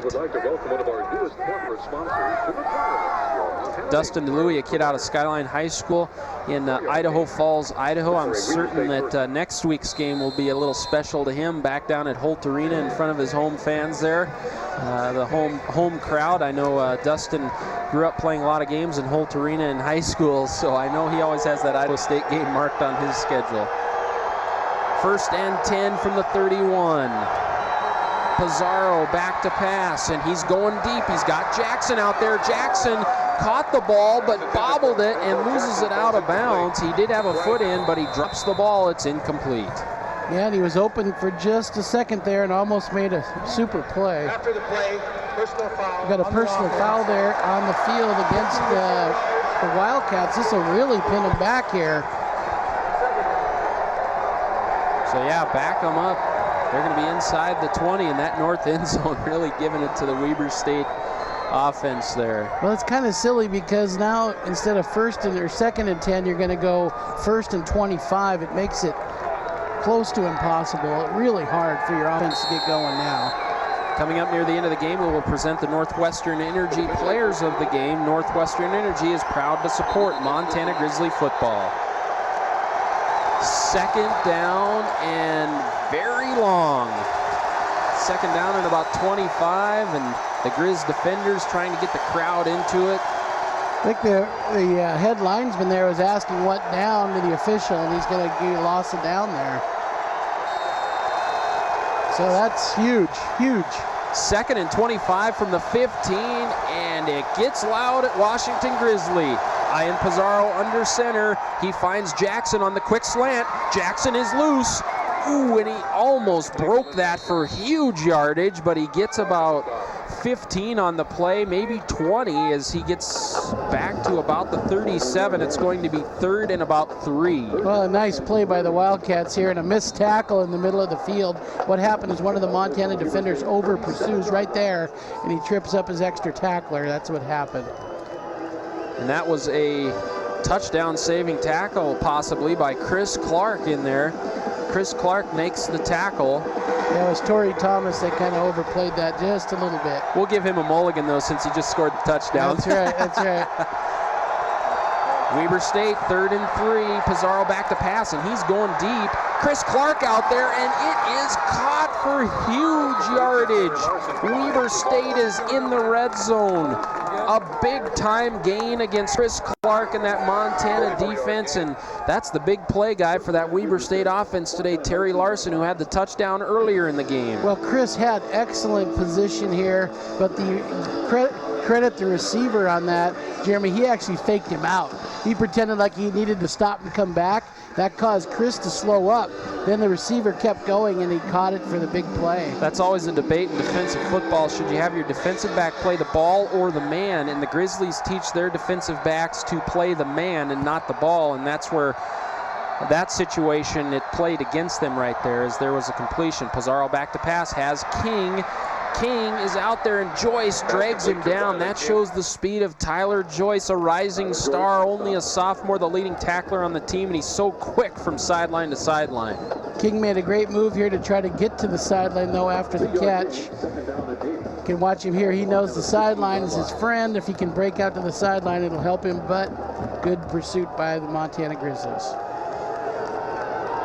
Well, credit Weber State here for coming back, because that was just a devastating blow to the Wildcats when Torrey Thomas picks off the pass and takes it to the end zone to give Montana a 21-10 lead, but Weber State coming right back. Pizarro under center, 2nd and 7 from the 16. He's back to pass, has an open receiver at the 6, and it is complete, and it'll be 1st and goal for Weber State. The completion to Craig North, the wide receiver out of the Dalles, Oregon, a transfer from BYU. Wildcats definitely with a can-do attitude here. They have not slowed up at all. In fact, they're actually looking quite good on this drive. Coach Ron McBride got 6 players to transfer from Division 1A schools, and many of them are making an impact today. Zach Hall is in at running back. Zach Hall, the junior from Aurora, Colorado, and they give it to Hall, and he is bottled up by Lance Spencer. Also, Craig Metler in on the play. Well, I think if he had that one to do over again, he should have stayed wide. He cut it back inside, and a lot of blocking outside on the corner. I think he'd have got a lot more yards if he'd stayed outside. See if you can see it here. They create a mismatch on blocking scheme with a bunch of blockers on the corner, but he takes it up inside. I talked about Craig Metler. He's a redshirt freshman out of Walla Walla, Washington, another one of the rising stars on that Grizz defense. He's in the ball game right now at defensive tackle. Pizarro has it. It's 2nd and goal from the 5. Zach Hall has it. What a stiff arm! Zach Hall with the stiff arm, and he gets into the end zone. He stiff-armed Tough Harris, and a touchdown for Weber State, Zach Hall. Well, Tough should have, that's a play he's got to make, or the resulting play happens, a touchdown. Basically, Tough's on an island here. He's all alone. He's got to make this play. You want to stay on your feet and wrap up, and he goes down, and the back's able to go in. That was quite a stiff arm by Mr. Hall there to get by Tough Harris, which isn't easy to do. Tough Harris, a very sure tackler for this Montana defense. Weber State in for the extra point. Joe Johnson, and it is blocked, and it's picked up. It can be returned for a 2-point conversion. There's a lateral. Now things are getting kind of crazy, and it will be down right there, but the extra point is blocked. Well, it looked to me like Montana's practiced that one a couple of times. I think that's one of those end-of-practice plays you practice. Right there. Weber State scores a touchdown, but they miss the extra point. Montana leads it in the 3rd quarter. 9:15 left, 21-16. We are back at Washington Grizzlies Stadium, and here is the block right there. It's Big Alan Signs again, Bob. This guy is amazing. He's already blocked a field goal today, and he does it again there. Yeah, about the same formation, and he is able to bull rush and get upfield and make great plays. That could be real important there. Joe Johnson to kick off. Chris Clark, J.R. Waller back for Montana. So the teams trade touchdowns here in the 3rd quarter. Clark has it, and he has a hole up the sidelines and gets out to the 35. A good return for Chris Clark. Let's take a look at the MontanaGrizzlies.com scoring drive. 9 plays, 80 yards, and credit Weber State for coming right back, Bob. 3:51 right after the defensive touchdown. They come back and punch one in. Yeah, they look good coming out of halftime. Must have decided at halftime that they're going to, keep playing, and they definitely did on that series. Offensively, credit Coach Ron Hahn, the assistant coach for Weber State. That man is a great offensive mind, and he shows that Montana State leads Idaho State at halftime as Lex Hilliard gets about 3. Montana State leads Idaho State in a Big Sky Conference game at halftime by 3. They're still scoreless in the third quarter at Vigilante Stadium in that big Class AA football game. The Flathead Braves, Helena High Bengals. The Flathead Braves, of course, produced Lex Hilliard. Lex Hilliard is in there now, just to the left of Jason Washington. Washington out of the shotgun. It's 2nd and 7 from the 37. Washington looking to throw, and he is buried. Sacked back at the 28-yard line by John Collins, the sophomore out of Denver, Colorado. Yeah, he's coming on a blitz here, Jeremy, and Jason doesn't see him coming initially, and he's wiped out. It's a 3rd down and 15. I believe that would be a safety blitz or a he's corner blitz. Yeah, he's covering the receiver, and he just comes off the cover and rushes. Jason had no chance on that play. Just tuck it and don't fumble. But now it's 3rd and really long from the 30-yard line. It's 3rd and 15. Washington out of the shotgun. He's looking to his left. He's looking for Bagley. Now he finds Eric Allen, but it's only a gain of about 8. And on 3rd and 15, they're going to be about 7 yards short of that first down. So it's a punting situation for Montana. Talmadge had single coverage on a post pattern with his, actually the man he's been locked up with all day. Again, there's a bit of a mismatch there where John's quite a bit taller. I'd be surprised if Montana doesn't come back to that later. Tyson Johnson into punt. It's a decent kick, but it gets a Weber State bounce, and it's going to be downed at the 33-yard line. 29-yard punt, no return. We are going to take a short timeout. Montana leads it in the third quarter, 21-16 over Weber State. You're watching Grizzly football on the Montana Television Network. Welcome back to Washington Grizzlies Stadium. The Montana Grizzlies lead Weber State in a tight ball game, 21-16. It's the third quarter here, and it's 1st and 10 for Weber State from the 32-yard line. Ian Pizarro is under center, and he's looking up the sidelines, and he's going deep for Jackson, and it's incomplete coverage by Jimmy Wilson. Well, the coaching staff really liked that play. They went to it quite a bit, and they've had success, so I'm sure they'll run it again. That time, good coverage by Montana. Pizarro's been throwing the ball deep a lot today, and he's looking for Wiley King and Jackson. Jackson had a little bit of time there and had a little bit of distance between himself and the defender, but it was underthrown a little bit and incomplete. So it's 2nd and 10. Weber State has the ball at the 32-yard line. Pizarro, and it's broken up. A nice play by Tyler Joyce.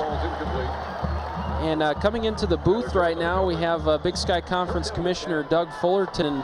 Doug, we appreciate you coming up today, and welcome to Missoula. I know you always enjoy coming up here. I'm originally from this area, not Missoula, but down south. My mother still lives there, so it's always a great time to come up and spend some time with her.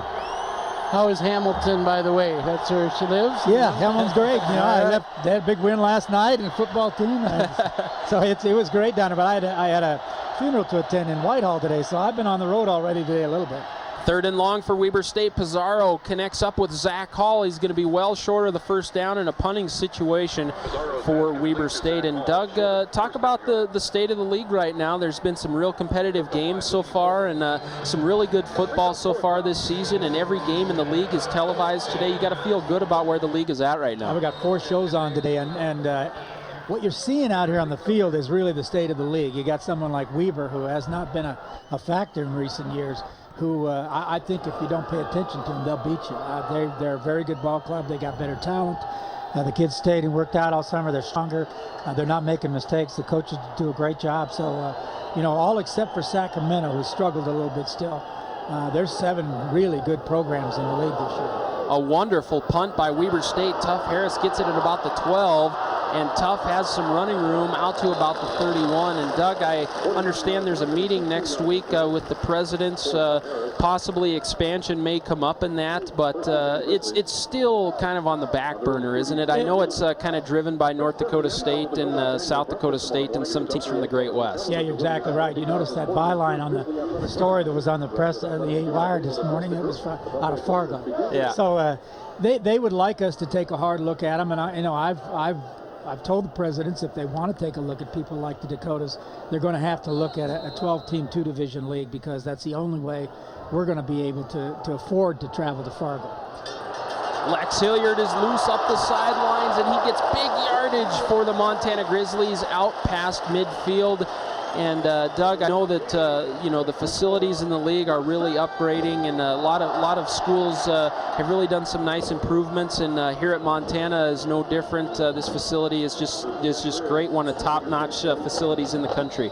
Yeah, and the next facility is going to be built is Sacramento. They're building a new on-campus arena and football horseshoe right out of their rec center that they're building. So I think that if they have facilities to recruit to, they have an awful lot of athletes in that area. J.R. Waller gets about 4 yards on the play. There's a flag down, and it looks like holding possibly on the Montana Grizzlies. We'll wait and see what the call brings, but just great fan support here in Missoula, and it's just amazing around the country, Doug, that people who don't know a lot about Montana football just don't know what the atmosphere is like here. It's just a great place to play football. They get them rocking from the time that Monty comes in when the teams go down pregame, and they do a great job of choreographing the fans. The fans have become extremely knowledgeable. They know when to cheer, when not to. Holding, number 89. They make this a great venue to play in. Personal foul, face mask, number 59 on the defense. The penalties will offset. Replay, first down. Doug, I thought the officials today have done a good job taking their time when there's a question, huddling up, and before they make a wrong call. Are you impressed with the officials this year so far? We've had a good year so far. We have a very extensive evaluation program. We evaluate every official, every play on film, so we know when they make mistakes and when they don't. And officials that you have in football only work in one league, so you have a great opportunity to make them better. This referee happens to be his first game. He's take over another person's crew today, and so far I was just talking to our evaluator who is here watching him, and he's very pleased. There are a couple plays that we want to take a look at on film on Monday, but other than that, I like the pace of play, and I think you'll notice that this year our pace of play is better. We're spotting the ball quicker. Our dead ball mechanics are much better. I'm pleased. That was a long answer right through a play. About that. That's all right, no problem. That's about 3 yards on that play for J.R. Waller. It's 2nd and 7 from the 44.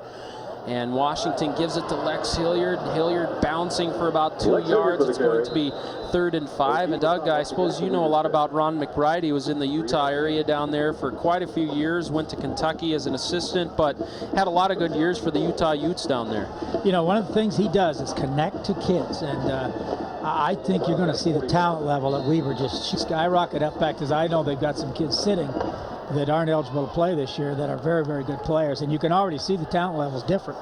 And he's going to be a force to reckon with as long as he wants to stay in this league.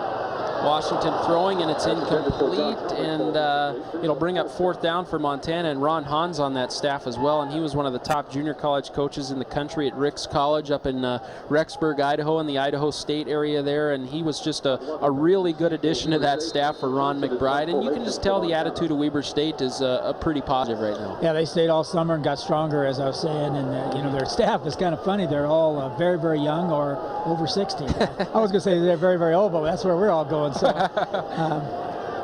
yeah, we don't want to date ourselves, that's for sure. Tyson Johnson into punt, and he's looking to get some good field position for that Montana defense, and it looks like Weber's going to start at about the 19 or about the 14-yard line, about the 15-yard line. We'll mark it at 1st and 10 for Weber State. And Doug, I guess the league is just on the up and up, and things have really gone well for the league in the last 3 or 4 years. Northern Colorado is coming into the league, a nice addition. Yeah, I think that we're definitely on upswing. It depends on the coaches you have. If you got coaches that can elevate your play, and that's what we've got in all the facilities right now. So I'm very pleased.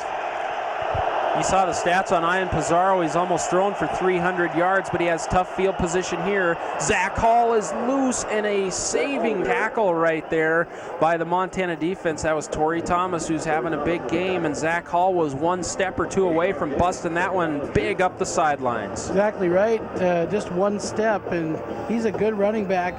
You know, we've seen a couple great running backs today, Lex Hilliard, J.R. Waller, and this is a nice job as well. We're checking on Adrian Conway. He only has 4 carries in the ball game. We have not seen him since the first quarter.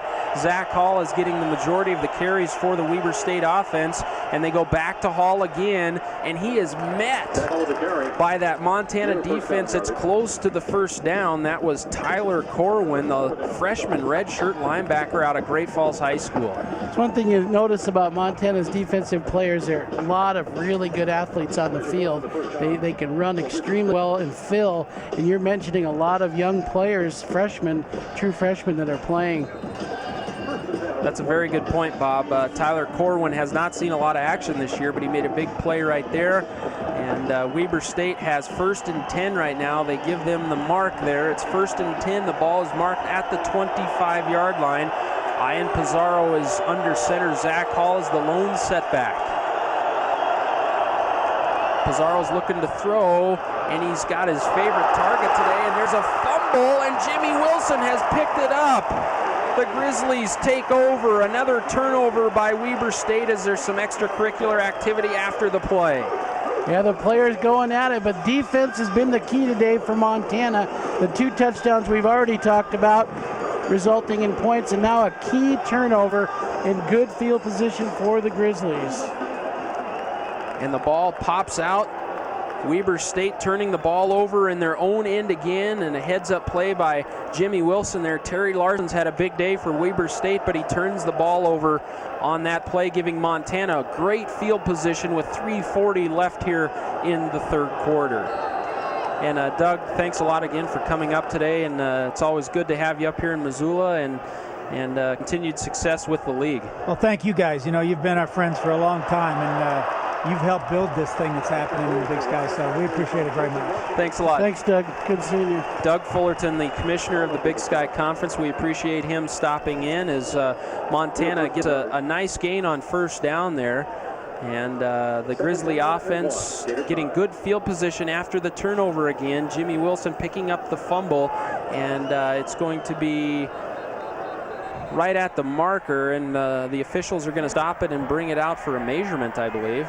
Yeah, and it's good to see the commissioner come up for a game like this. Of course, he's based out of Ogden, Utah, and so he probably follows the Wildcats a bit.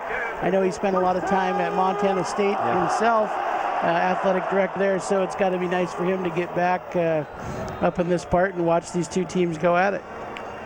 So it's a first down for the Grizzlies at the 23-yard line. Jason Washington out of the shotgun. It's a draw play to Lex Hilliard, and the Weber State defense is on it, and the ball is loose. The ball is loose. They're calling it down, though. They're saying it is down. The ball came out, but they blow it down, and Lex Hilliard heads to the bench. Well, that's the side judge making that call, Jeremy, and what his job is to spot the ball as he comes in, and he also is responsible for when that ball is down. So once this knee hits, he's going to call it down there, and then the ball's out. Perfect call, and Lex Hilliard is on the bench, and he's clinching that right hand. He had some problems with that in the second scrimmage in fall camp, and Hilliard is on the bench, so we'll check on his status as they attend to him over on the bench there. It is 2nd and 10 at the 23. Jason Washington is back, and he goes across the middle, and it is incomplete, dropped by Jayton Simpson, and Jayton's had a case of the drops here early in the season. Yeah, he's not had a lot of luck with that, but I think Jason may have missed a read there that time. The safety came in on a blitz, which put Talmadge in single coverage. John ran a little post pattern, and he wanted the ball. You can see it here at the top of the screen, and Jason, for whatever reason, didn't go there, and probably should have. So it is 3rd and long, 3rd and 10 from the 23. Jason Washington looking across the middle, and it's caught by Talmadge. It'll be 1st and goal at the 7, and there you go. That's the same play. They just called it. Exactly right, Jeremy. They saw it, evidently. They saw it, or else it's just blind luck that they ran the same play, and he makes a beautiful catch. You know, you get the feeling when the game is on the line, Talmadge wants the ball, or scoring opportunities on the line, he wants that ball. That's just a money catch right there. That's not an easy catch at all. So it's 1st and goal. J.R. Waller in there as they continue to attend to Lex Hilliard on the bench. J.R. Waller in at tailback right now. 2:30 left in the 3rd quarter. And it's 21-16 Montana, but the Grizzlies are knocking on the door. Well, the Grizzlies have had those go-to receivers. You know, you think of Douglas and Molden, and that's kind of the way I see Talmadge right now. When it's important, he's ready to catch it. 2nd and goal from the 6. Washington fakes to Waller, and he's in some trouble, and he just throws it out of the end zone, and that was a smart play because Brady Fosmark was in his grill. Well, that's what you coach the quarterback to do there. If you flushed on a bootleg and you cannot complete the play, throw the ball away.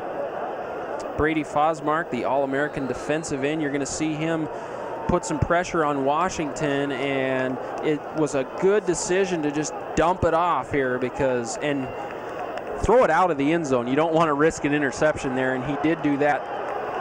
So it's 3rd and goal from the 6. Waller, the lone setback. Washington is buried back at the 17-yard line by Tyler DeBry, the Rover, the junior college transfer from Dixie. And Washington is hurt on that play. What's happening on the backside, they're bringing pressure away from his vision, which is causing, this is the 2nd big hit at least that he's taken from the blind side. And of course that'll get you an injury like this. Jason Washington drove that right shoulder into the turf there, and they are tending to him on the field, and he just took a blindsided hit there and hit the turf really hard as they continue to attend to him. We'll see Cole Bergquist is warming up, and Jason gets up, and is sitting up at least now, and Bergquist is warming up. He's definitely looking at his shoulder. I think they're going to have to kick a field goal here either way, but he's on his collarbone area and shoulder.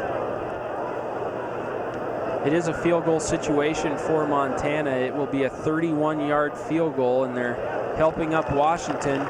He's very ginger. Well, he looks like he's in a lot of pain there, and you're just hoping that's not a collarbone or a fracture in there.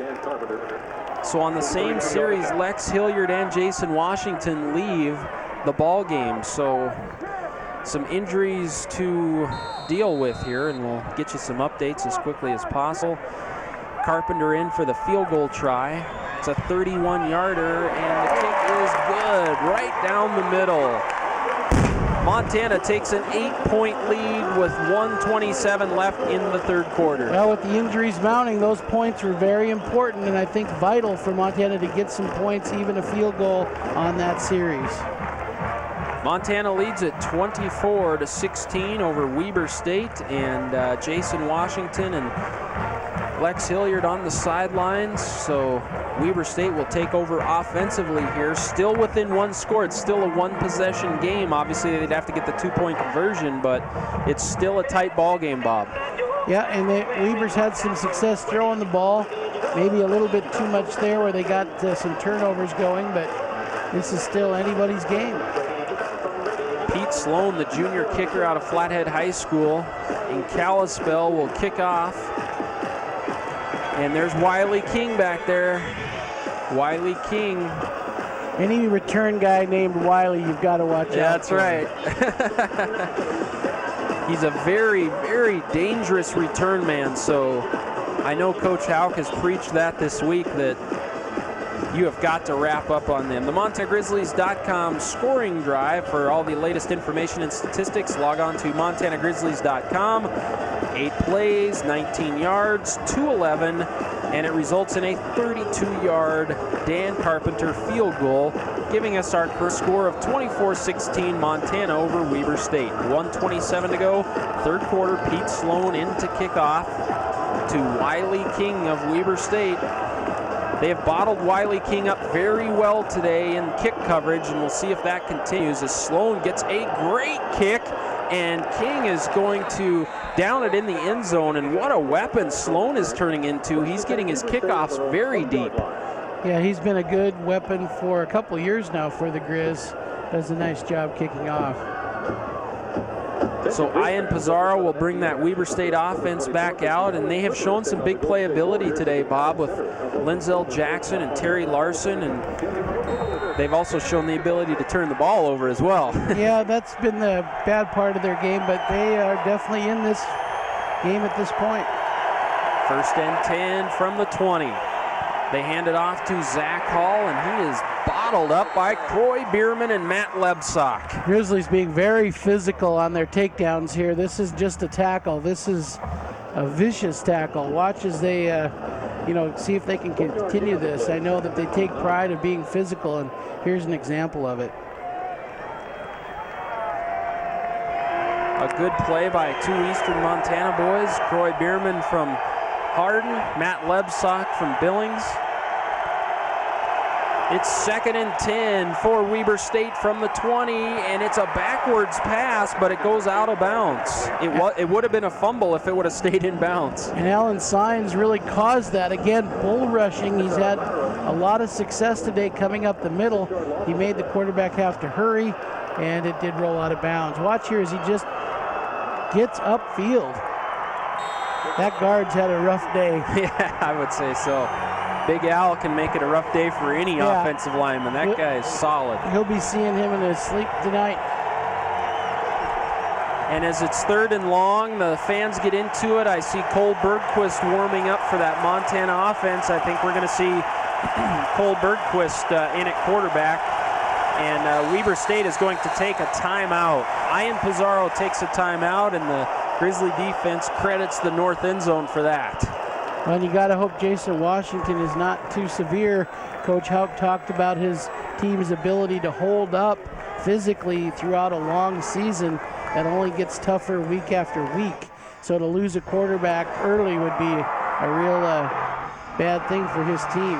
Montana Grizzly Trivia brought to you by Don Edson Ford and Ronan. Which former Weber State player won the Walter Payton Award? Cam Quayle, Johnny Gray, or Jamie Martin? We'll let you think about that as we did in the first half, and we'll get you your answer in a little bit. And Bob, your body language tells me that you know that one. You're all over that one. I actually don't know it. I'm going to take a stab when that comes back up, but I remember a name in that bunch that sounds pretty good. And we're going to get you an update very soon on the injuries to the Montana Grizzly offense. Lex Hilliard, I did see him up around and moving, and also Jason Washington. First, though, 3rd and long for the Weber State offense, and the Grizzly fans are into this one. Deafening at Washington Grizzly, late 3rd quarter, a huge play in the game. 3rd and 15 as Ian Pizarro gets set to go under center. Zach Hall, the lone setback, and the fans are turning up the volume. Yeah, that north end zone's having some fun. Here we go, 3rd and 15. Ian Pizarro in a throwing situation, and Weber State jumps off sides. It was Terry Larson. Terry Larson, the play is blown dead. Yeah, the players couldn't hear the whistles, but the left wideout jumped off, and it'll be 3rd and 20. They're backing up here. They're getting into dangerous zone. End of the snap, false start, number 88 on the offense, 5 yards, for a 3rd down. We'll see if Montana brings some heat here. Jeremy tries to get a safety or maybe a turnover. They have a couple of their pass rushing specialists in the game. Mr. Mike Murphy, who's had a pretty quiet day, actually. We talked about him in the open, but he's the right defensive end right now. Look for him to cause some trouble. Dustin DeLuey on the left end. Terry Mullen and Alan Sines in the trenches. Ian Pizarro back to throw, and he has good time to throw. It's going to be well short of the 1st down, though, so a punting situation for Weber State. Well, got him out of a hole a little bit, but nowhere near a 1st down. And And again, a punting situation, and we'll get you some updates on those injuries as the Grizzly defense gets a standing ovation. They have played well, especially in the second half. And this is a very good opportunity for Tough Harris to get a great return. He's set up at the 45. It's a decent punt away from Harris, and Harris bobbles it, but it goes out of bounds. And let's head down to the third member of our team, John Langler, who has some updates for us. That's right, Jeremy. On that last offensive drive for the Grizz, Lex Hilliard went out with a hand injury. It's his left hand. It's been taped up.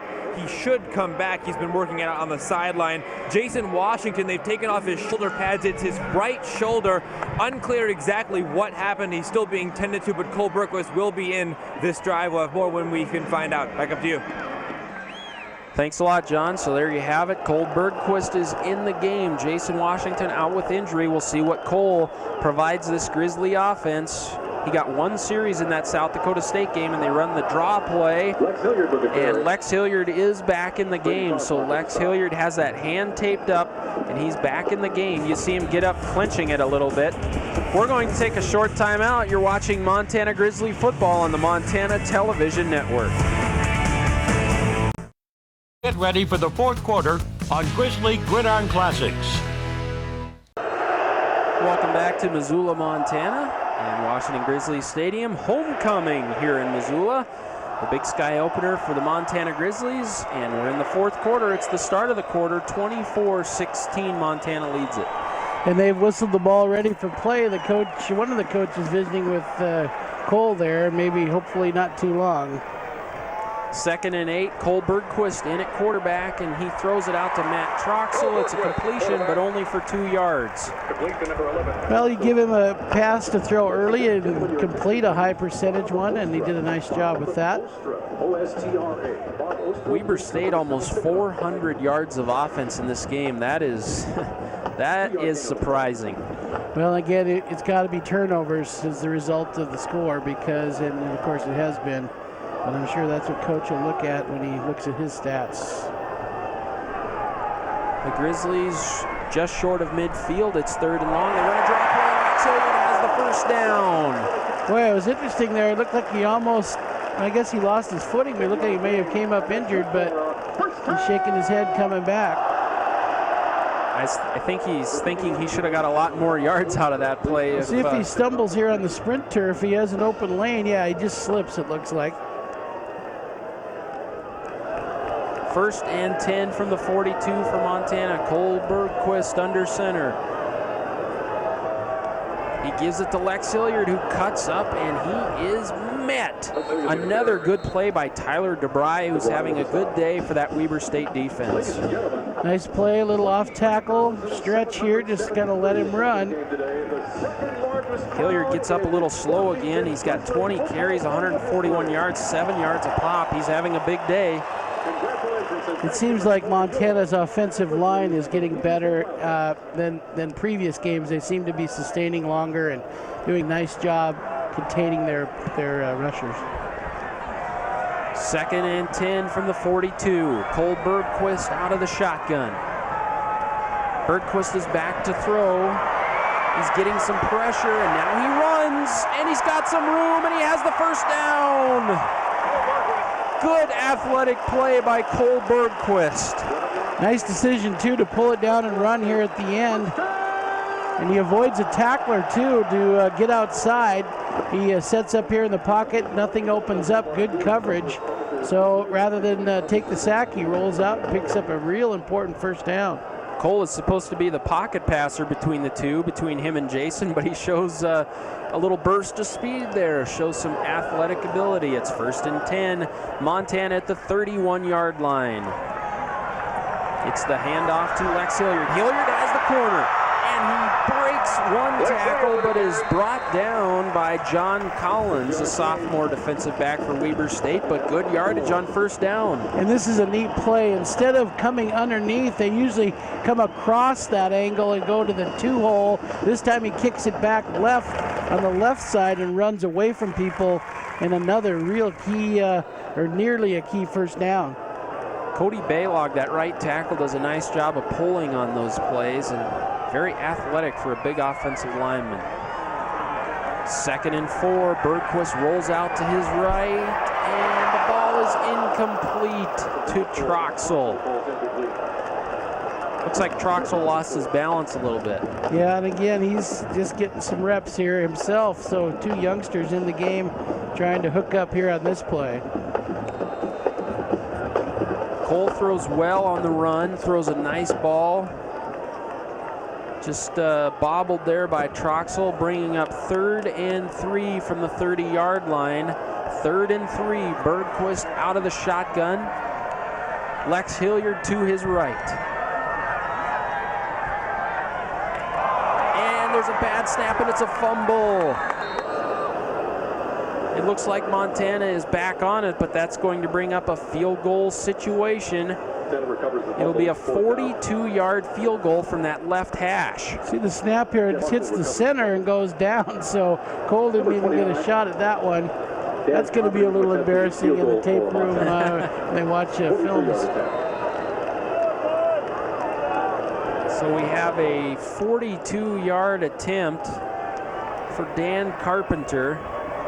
The kick is up and it's blocked, and it's picked up by Weber State, and Weber State is running it back out, and that's number 56 for Weber State. Gary Bowden, the senior strong side linebacker out of Ogden, Utah, and that was a big play by Weber State, Bob. Yeah, they get a block. Montana's had a couple today, so now they get one of their own, and you know that is big, Jeremy, because of the score. If Montana would have got a field goal there, they'd have been up 2 scores, but now Weber's still hanging in there. Wow. Some big sky scores. Montana State still leads Idaho State 24-21. Eastern Washington up on Portland State early 7-0. Zach Hall gets the carry, gets good yardage on 1st down. And also of note today, Bob, Alabama is beating Florida 31-3. That's Urban Meyer, the former Utah coach, where Ron McBride was at Utah, was replaced by Urban Meyer, and now Urban Meyer's at Florida, and Alabama's hammering Florida today. That is a big game, and I was actually, someone told me this morning that they thought Alabama would win, and I don't believe a lot of people thought that would happen. No. So big yardage on 1st down as Weber State comes up with the big block of the field goal, and they're nearly at midfield. It's Zach Hall on the carry again, and a good play by that defense. Tyler Coronet, we have a late flag. A late flag. Some extracurricular activity as Hall lost his helmet. See what they call here. It came from the back judge, I believe, or umpire. Personal foul, number 18 on the defense. 15-yard penalty. Wow, that's another real big penalty against Montana. You know, they'd been real clean here in the second half up to that point.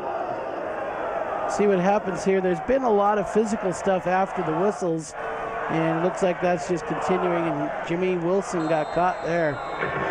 Just a late shove, unnecessary, well after the play, and he's trying to explain his cause to Coach Houck, and I don't think Coach Houck is real impressed with what he's hearing. Well, especially with the lecture I'm sure they got at halftime about penalties. Pizarro's back to throw, and he has an open receiver, and a great tackle by Torrey Thomas, or that could have been huge yardage. Yeah, he would have had another 10 yards probably at least. That was Jason Norman, the senior wide receiver out of Glendale, Arizona for Weber State. And Torrey Thomas is having a big game, Bob, the kid from Dillon. And he's just making some big plays, returned the pick for a touchdown, and saves about 15 yards of possession right here with that tackle. 2nd and 2 from the 27. Hall has it, and he has a Weber State 1st down. Weber State on the march. Yeah, and you're pretty sure if they get a touchdown here, they'll go for 2 and probably not kick the extra point, try to tie it up. Here's where your defense really needs to step up now. Some of those young playmakers in on defense: Craig Metler, Croy Bierman, Dustin DeLuey.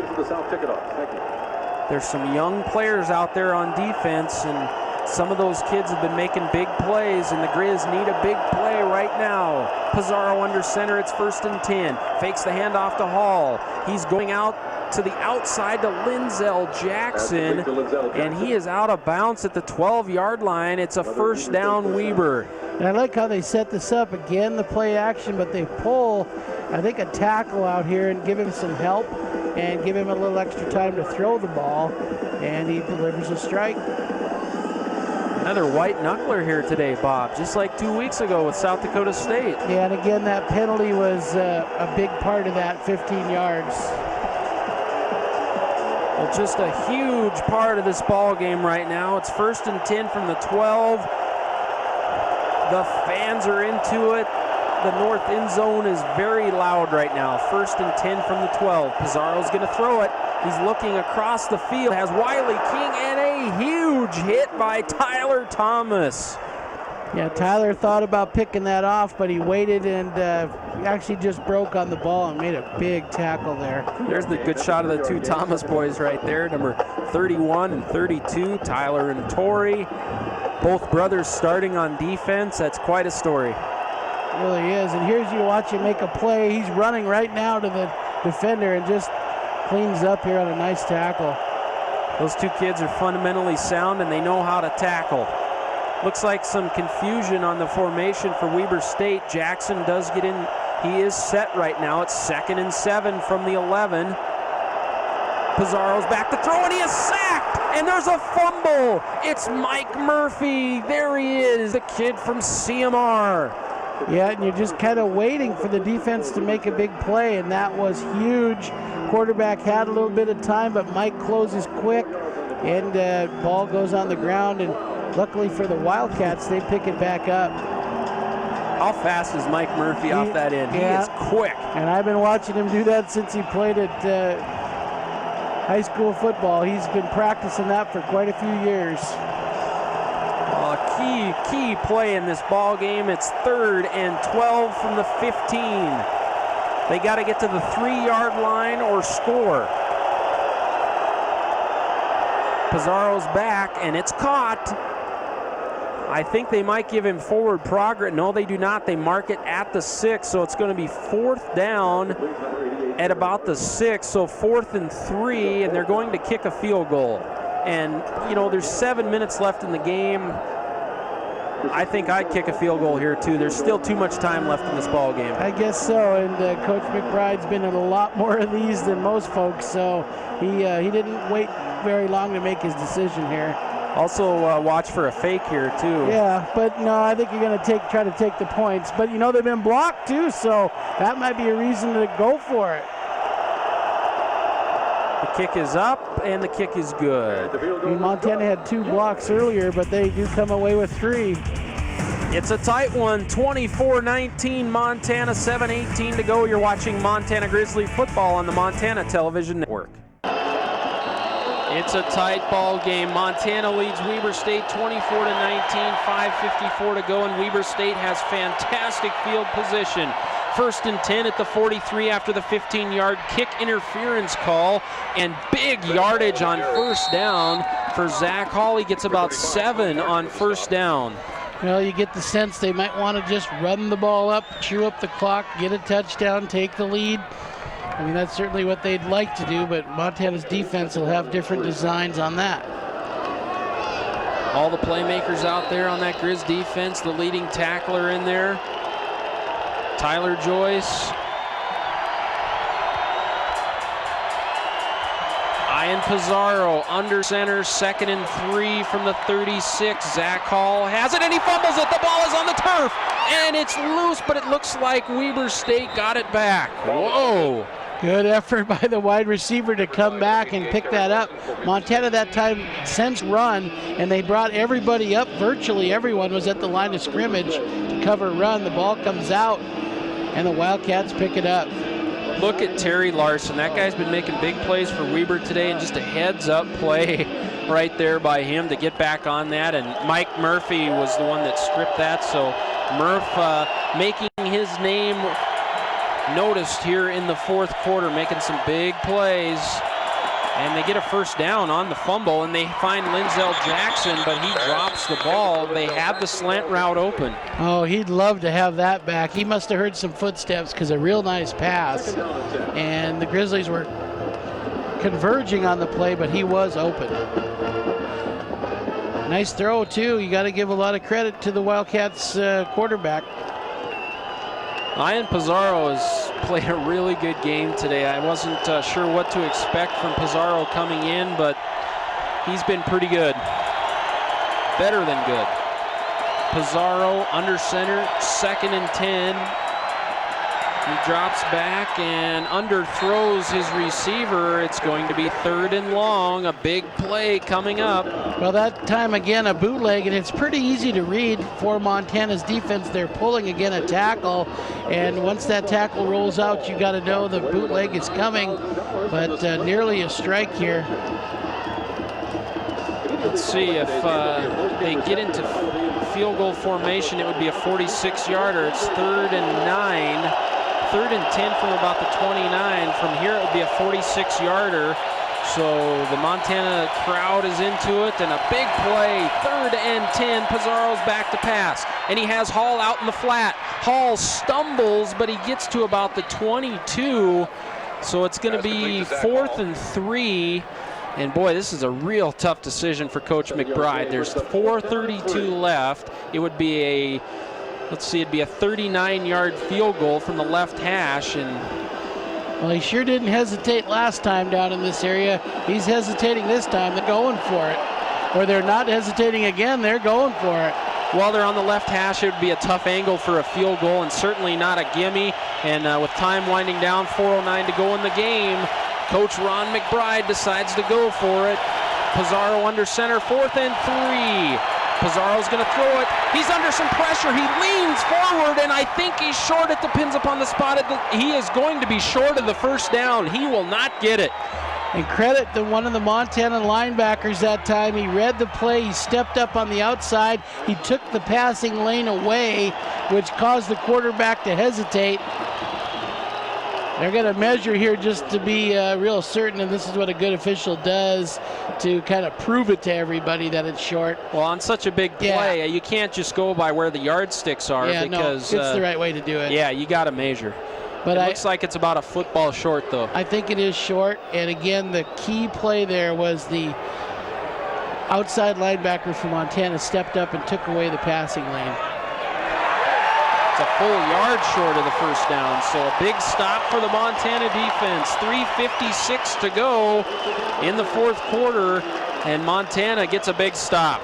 Watch here again, you see a little bit the outside backer, you see him hesitate because that lane is gone and he has to run up the field. But the point I was going to make here, Jeremy, now the offense has to step up because you cannot let your defense have to do that time and time again. The offense needs to pick up some first downs and run the clock out. And you know what? If you're going to contend for a league title, even with a backup quarterback, you got to be able to do that. Yeah, they certainly don't need a 3 and out here. There's still lots of time left in this game, and Weber State would have plenty of time, so Montana needs some first downs. Hilliard has it, and he is met right at the line of scrimmage for no gain. And it's going to be 2nd and 10 from the 20, and some extracurricular activity after the play there. It's been a real physical game. Both teams have not left anything out there other than pure effort. 2 years ago, Bob, Weber State came in here and the final was 12-7, so Weber State somehow, some way raises their game to another level when they come to Missoula. Yeah, it's a great atmosphere, and I'm sure they look forward to playing the game. 2nd and 10 at the 20. Bergquist hands it to Hilliard. Hilliard has the corner, and he bowls his way for about 6 yards. Well, that helps him, Jeremy, because while it's not a first down, it gets him out of the 3rd and long. Instead of 3rd and 10, now it's going to be 3rd and about 4. Let's take a short time out. You're watching Montana Grizzly football on the Montana Television Network.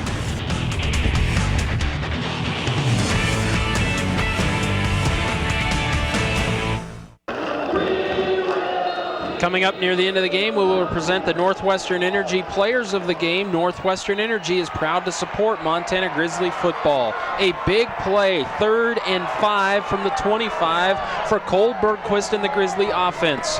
Bergquist out of the shotgun, rolls to his right, he's going to throw it, and it's caught, but it's short of the first down by 1 yard, caught by J.R. Waller, but the route wasn't deep enough. Yeah, he didn't get, as you just said it correctly, he didn't get far enough, and they're going to have to punt it. That's always a nightmare for coaches on 3rd and 5 when you run a 4-yard route. Exactly. You got to get past that line to gain. You see the black turf flying up there. There was no question where that ball was spotted. Tyson Johnson into punt, and the Grizzlies do have a 3-and-out, and that's exactly what they did not need. A low snap. Johnson gets it off, though, and it's a high punt, allowing that coverage to get under him.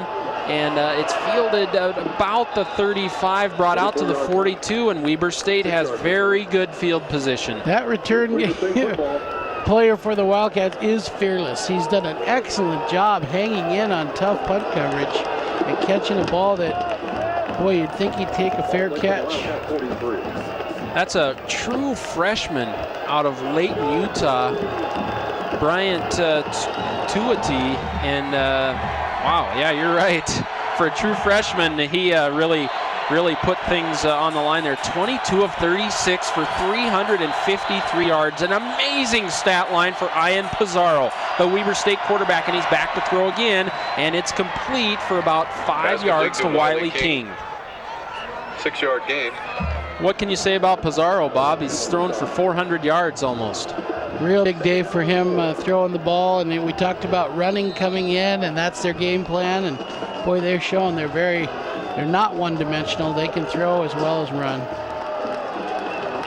Yeah, last week against Northern Arizona, they only threw the ball 14 times and rushed it 51 times, and they're doing the exact opposite today, and they're having success with it, which is just shocking. Pizarro on 2nd and 3. It's tipped and almost picked off. A good tip there by Mookie Foreman. Montana brought a blitz that time over the left side of their offensive front, and that might be something Montana should think about doing again.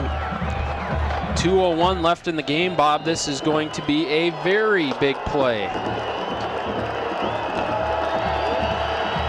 3rd and 4. They're 3 of 14 on 3rd downs. 3rd and 4 from midfield. The crowd rises to its feet. Ian Pizarro under center.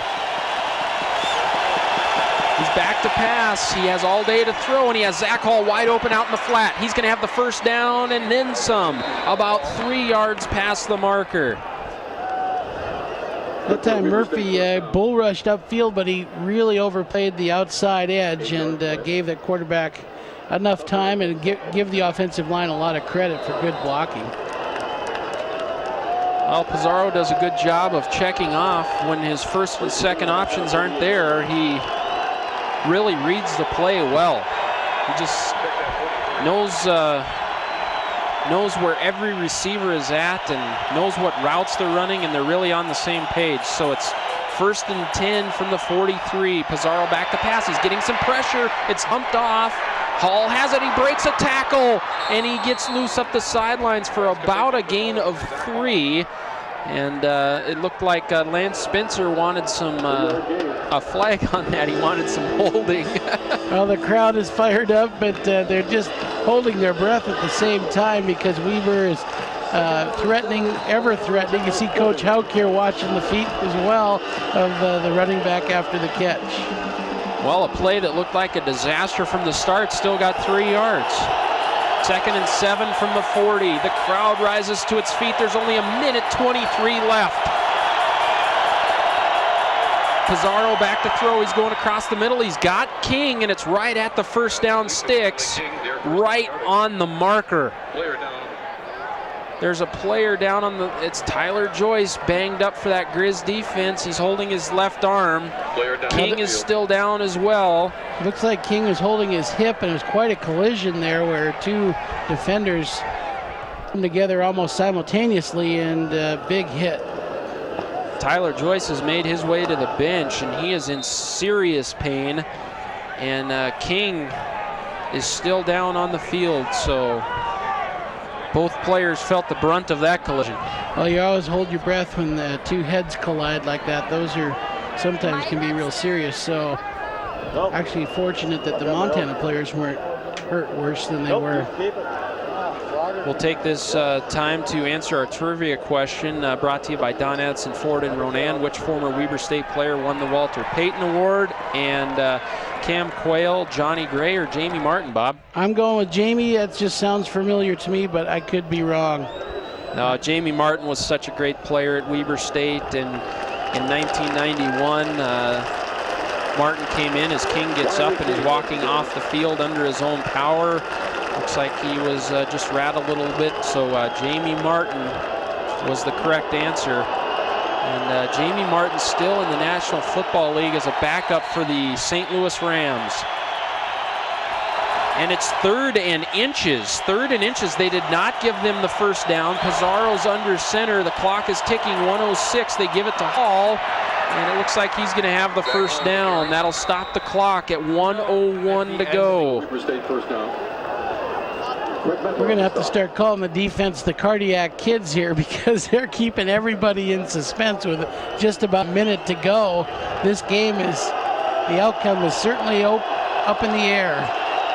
1st and 10 from the 32 for Pizarro and that Weber State offense. 55 seconds, under a minute to go. Pizarro has a lot of time. Now it closes up and he runs for it and gets to about the 25.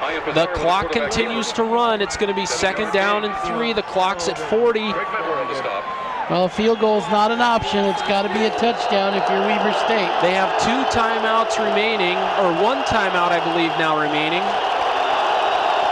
Pizarro back to throw. There's a flag down. A flag is down. It would be a first down, but there are flags on the field. 27 seconds left.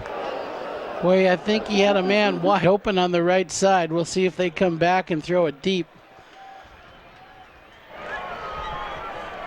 So the clock is stopped. Illegal formation, Weber State. 5-yard penalty, still 2nd down. So Coach McBride sees his team backed up a little bit, and 2nd down and 8. They have 1 timeout remaining. 27 seconds left. It's going to be 2nd down and about 8 yards from the 30. They need a touchdown. See if they go up that right side. Again, I think it looked like they had some open players on the last snap. Deafening in Washington Grizzlies Stadium. 2nd and 8. Pizarro's back to throw, and he's going across the middle, and it's almost picked off. Tough Harris, it went right through his hands, and he shakes his head, and oh my goodness. Yeah, that was the game winner right there, and he knows it. You can see him shrugging it off. The ball just floats away from him here and goes high, and Tough has the ball. Wow. Yeah, Tough was not real pleased with his effort there. I have a feeling not too many folks have left today's game of this record-setting crowd, or second most ever here at the stadium. Yeah, it's a cool day here in Missoula, but the fans love the Grizzlies and love Grizzly football and love homecoming. I know there's a lot of people from out of town, so 9 seconds left in the game. This is it. Well, and so you start thinking now it's 3rd down. Do we get the first? Or, you've probably got time for two plays. Yeah. So do you get the first down and then call a timeout or get out of bounds? Or do you go for it twice from here? So we'll see. I imagine they're going to probably go for it twice. Tough decision, though, if you're offensive coordinator. Yeah, I think Coach Ron Hahn, who's up here in the booth, he's not on the sidelines. He calls the plays from the booth. And it's interesting. They're visiting separately with the receiving corps in one huddle, and then the linemen and backs in another huddle. So they're going to have 2 plays going here at once. 3rd down and 8 from the 30-yard line. 9 seconds to go. The Grizzlies lead by 5, but Weber State is threatening. What a game. Ian Pizarro under center. Pizarro's thrown for around 400 yards in this ball game. 3rd and 8. Pizarro drops back to throw. He steps up in the pocket. He's going for the end zone, and it's almost caught by Linzel Jackson. Well, they answered the first question. They're going for it twice. And as you mentioned, that was a close play either way. Good pressure up front by Montana to try to get the ball off quick. One more look at this, and that close to a Weber State lead. And Weber State takes their final timeout so they can think about this last play. This is it. This is the ball game. There's 2 seconds left, Bob. 4th down. And again, they decided to go for it both times instead of getting a bit closer, and probably a real good decision there. But we'll see what they come back with. 10 minutes to go. Bobcats lead Idaho State. One of the keys here is pressure.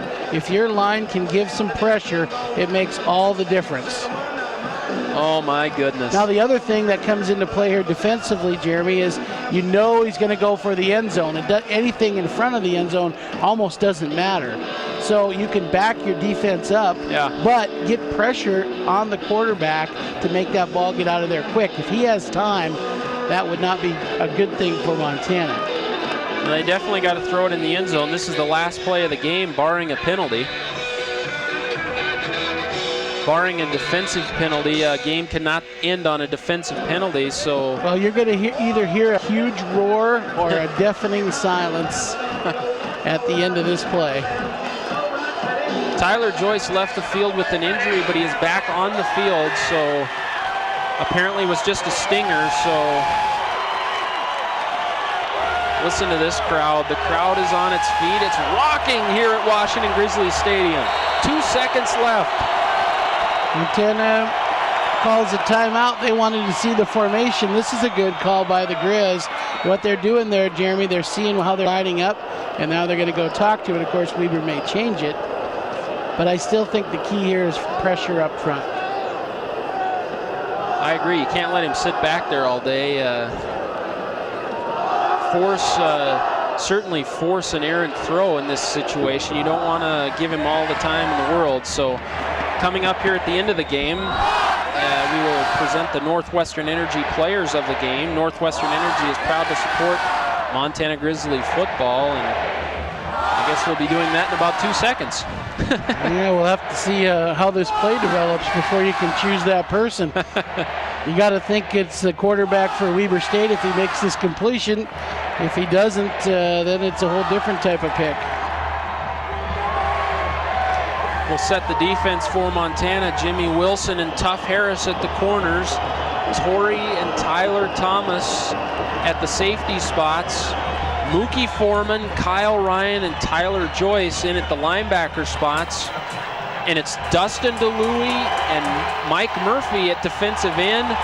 Kerry Mullen and Alan Sines in the trenches. And here we go. And Sines has had a lot of success up the middle, and Murphy's pretty quick on the edge. This is it. 2 seconds left. It's 4th down. This is the ball game. Ian Pizarro under center. The Grizz are bringing a rush. Here comes Mike Murphy. Murphy trailing Pizarro. There's a flag down. There's a fumble. There's a flag down, though. And it looks like it'll be holding.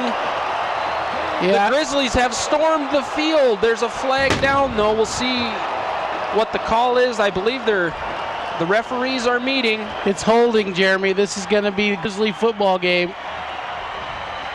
Holding on the offense. The penalty is declined. Game over. There it is. Wow, Mike Murphy again. Mike Murphy makes a huge play, and we talked about him in the open, and that's why he's the All-American that he is. Watch him, he comes all the way across the field, Bob. Yeah, 3-point stance. He's so quick off the edge. I just mentioned it a minute ago. Look at him hustle. The tackle doesn't have a chance against him, and he closes right here to drop that ball. What a great play by Mike Murphy. Look at the reaction of the sideline as the Grizzlies realize that they have wrapped up their first Big Sky Conference victory. What a win. And, you know, there's Coach Houck again, and he shows a lot of class at the end of these games, boy. Congratulating the other team, and certainly some mutual respect, and just a hard-fought hard-fought game and kind of a surprise, but Montana does get the victory, 24-19. Very big win for the Grizz. One of the things is how Jason Washington is doing, but it's got to be a relief to Coach Houck because you see him all smiles there. This was a big game because if they, as we mentioned earlier, the loser is just in a tough position while the winner can build on that. And of course for Montana next week, Idaho State, that doesn't get any easier. It certainly does not, and there's Coach Houck congratulating the Weber State staff, and I think you can certainly feel a sigh of relief from Coach Houck to get this one out of the way, and a lot tougher than a lot of people expected, but Coach Ron McBride has a positive attitude in that Weber State program, and those kids are playing hard. There's no question about that. Let's go down to John Langler, who is with Coach Houck. Welcome back down onto the field here with Coach Bobby Houck. And Coach, another nail biter, but you come out on top. Talk about the game. Well, it was a great football game. Hats off to Weber State. They did a great job getting their guys ready. They played hard to the end. It was just a great game, and I'm glad we came out on top. Defense came up big again. They did give up the 19 points, but special teams blocked a couple of kicks, and when it came down to it right at the end, they came up big. Yeah, we finally played great in the kicking game today. That was awesome. The defense was stellar as usual, and the offense showed a lot of spark today. We had a whole bunch of first downs at half. We didn't generate as many in the second half, but it was a pretty good effort all around by our team. How important is it to get the first win and to open the conference schedule? You start off with a win just to keep things going. Well, you do. If you have hope to compete for the conference championship, you need to win that opener, or else your back's going to be the wall the next 7 weeks. So it's good. We've Weber's now on the outside looking in, and we're still in the race. All right. Thanks a lot, Coach. Coach Bobby Houck after the 24-19 win. Back upstairs. Thanks a lot, John, and we'll discuss this game, have our player of the game, the Northwestern Energy player of the game, and wrap up today's win for Montana. 24-19 is your final. We are back as Montana wraps up a victory, hard-fought win, their first Big Sky Conference win of the season. Montana wins it 24-19, and it's time for our Northwestern Energy player of the game, and today it's the players of the game, I guess, Bob, the Grizz defense. That might be real appropriate. You always play as a team anyway, but it was Grizzly defense time and time again that had to answer the bell. I mentioned, I don't know if that's fair to a team to put them against the wall that many times, but they answered it every darn time, nearly, and certainly at the end when it was crucial for them to answer, they did. So in a way, it's probably appropriate. They did a nice job. Despite the total yardage for Weber State, 483 total yards of offense, the Grizzly defense made the plays when they had to, and they are our Northwestern Energy players of the game. Well, we'd like to mention our next telecast comes to you next week as the Montana Grizzlies head to Pocatello, Idaho to take on the Idaho State Bengals. Watch college football Saturday with the Montana Grizzlies and the Idaho State Bengals live from Holt Arena in Pocatello, Idaho next Saturday at 3, right here on Montana's news station. We'd like to thank all of our sponsors today for today's game, your Montana Ford Stores, Northwestern Energy, the Dairy Farmers of Montana, the Montana Wood Products Association, Stewart Title, and Allegiance Benefit Plan Management. Montana gets the win, 24-19 over the Weber State Wildcats. For Bob Hermes, I'm Jeremy Jorgensen, and for our entire crew here, thanks for watching, everybody. The Grizzlies win it, 24-19.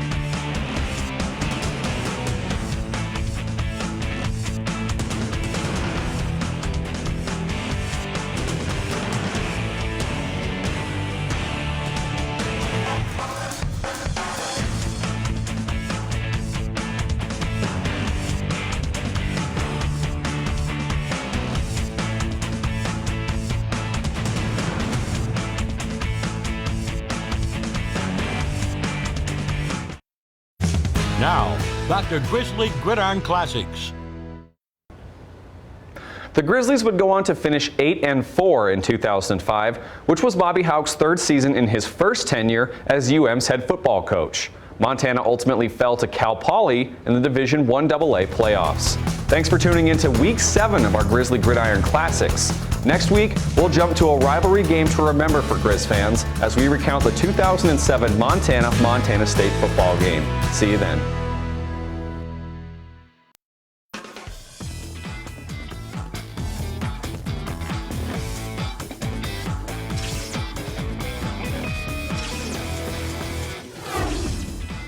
Hello everybody, welcome to the Bobby Hauck Show. Game number 4 for the Montana Grizzlies. In the next half hour, we're going to dissect the Weber State win yesterday. I'm Jeremy Jorgensen, Coach Hauck is in, and Coach Hauck, I don't get to talk to you a lot on game days, so I wanted to congratulate you on the win. A nice, solid victory for you guys. You're 1-0 in the Big Sky, must feel good. It does, Jeremy. That was a good football game. Two good football teams, real physical, going at each other, kind of as predicted, but it was a lot of fun yesterday. Seems like Weber State really showed up and you got their best shot yesterday, didn't you? Well, and you and I have spoken at length about that, but we feel like we get everybody's best shot. It's a great atmosphere in Washington Grizzly Stadium, and certainly the kids that come from out of town to play us are excited to be there, and yesterday lived up to expectation. It was quite a game. Let's dissect this game a little bit. We got a lot to get to in this ball game. Weber State and Montana from Washington Grizzly Stadium, second largest crowd ever at Washington Grizzly Stadium. It was the Big Sky opener for the Montana Grizzlies. Also a homecoming game in Missoula, so the crowd was revved up for this one. And Coach, right out of the gates, yeah, shirt sleeve weather. That's right. It was good football weather. Lex Hilliard busts one for 22 right out of the gates here, and you come out running the football, and then the next play Jason keeps it and shows some real good speed, so you come out running the football, and that was a good game plan early. We did. It was nice to get off with our running game early on and move the ball down the field. Certainly that sends a message to the opponent. It sets the tone for our offense, and then unfortunately here Dan pushes this field goal right by a couple of feet, and we get no points out of the drive. Now, Weber State has quite the rushing attack. They had 51 carries against Northern Arizona. They come out running the football as well with Adrian Conway. He gets 24 yards off left tackle right here. Now, Conway early on in the game was successful, but he only had 4 carries in the game, and we're not sure quite what happened to him, but he left the game, and we never saw him again. I think he got a little banged up. He had a good first half and first quarter. We didn't tackle particularly well on that play, which is kind of been our trademark, is we're a good tackling football team. We settled down and played well the rest of the way. So the home shutout streak was over early as Joe Johnson got a field goal there. It's 3-0 Weber. Then Lex Hilliard again busts one out for 20. He was getting big yardage. He was. Lex averaged 6.5 yards a carry yesterday, and JR averaged over 7. That's a good sign that we're moving people around up front, and our backs are finding it. Here's the touchdown, Jason Washington to John Talmadge, a 24-yard pass and catch, a perfect play from both sides there. That was a great throw, great catch by John. We felt all week that John would have a size matchup advantage there, and he took care of it with that throw. Now, Ian Pizarro, the Weber State quarterback, had a big day, and he went deep quite a bit. This is to Linzel Jackson, one of their big playmakers there. Yeah, Linzel Jackson's a good football player. He's a transfer from Utah. The big thing there is we're in man coverage. We got our eyes in the wrong place, and that happened. We got to play the ball down the field a little bit better, and seeing a couple of deep balls is a little disappointing. Now, you block the field goal attempt, though. Big Alan Signs, that guy's amazing. Those offensive linemen from the opposing team every week can't handle him. Al does a great job, and the key to that is our defensive personnel plays hard on every field goal rush. They don't know when they're going to get there, so they go hard every snap, and Alan's a great example.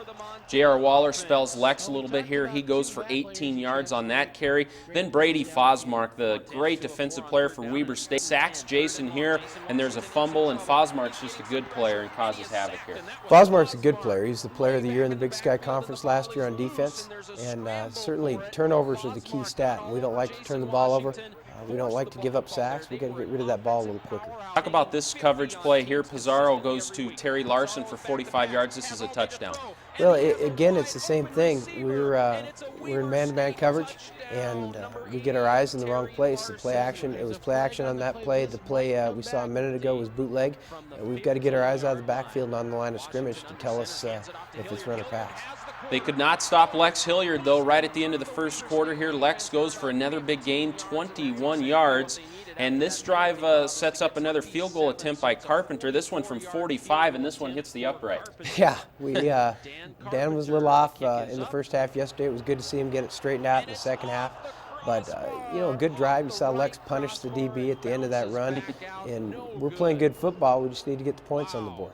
Now here's the key play of the first half. Weber State inside their 5 and they fumble. And we're going to take a look at this play one more time. And this is Croy Bierman making an amazing play. He strips it himself, recovers the fumble himself, and we'll get a real good look at this play right here after the Grizz jump on the ball and the officials give it to Montana. Look at this play, Coach. Croy Bierman. Great play by Croy. You can see him put his hat on the ball. You see Kyle Ryan in there working it. Croy comes up with it, and then it sets up the score. And, all this was set up by a great punt by Tyson Johnson, a great coverage by Jimmy Wilson. And it's tough on offenses to start back there inside their own 5. So Lex punches it in. You make them pay right away, and that's what you want to do after they turn the ball over deep in their own end like that. We'll take one more look at the touchdown here. Lex just powers it in. Yeah, Lex smells blood when he gets down around that end zone. He's going to get it in there. I mean, that's his forte, is putting his pads down and getting it across the goal line. The defense pinning their ears back now. Lance Spencer gets in the backfield, buries Pizarro right there for the big sack, and Lance had a personal foul earlier in the game, so he was fired up to redeem himself. He was, and penalties are something we need to come out of this game knowing we need to correct. This is a great play by Lance, and then you can see Double D, Dustin DeLuey, coming putting a hit on the quarterback here, and great play downfield by Tough Harris and Torrey Thomas.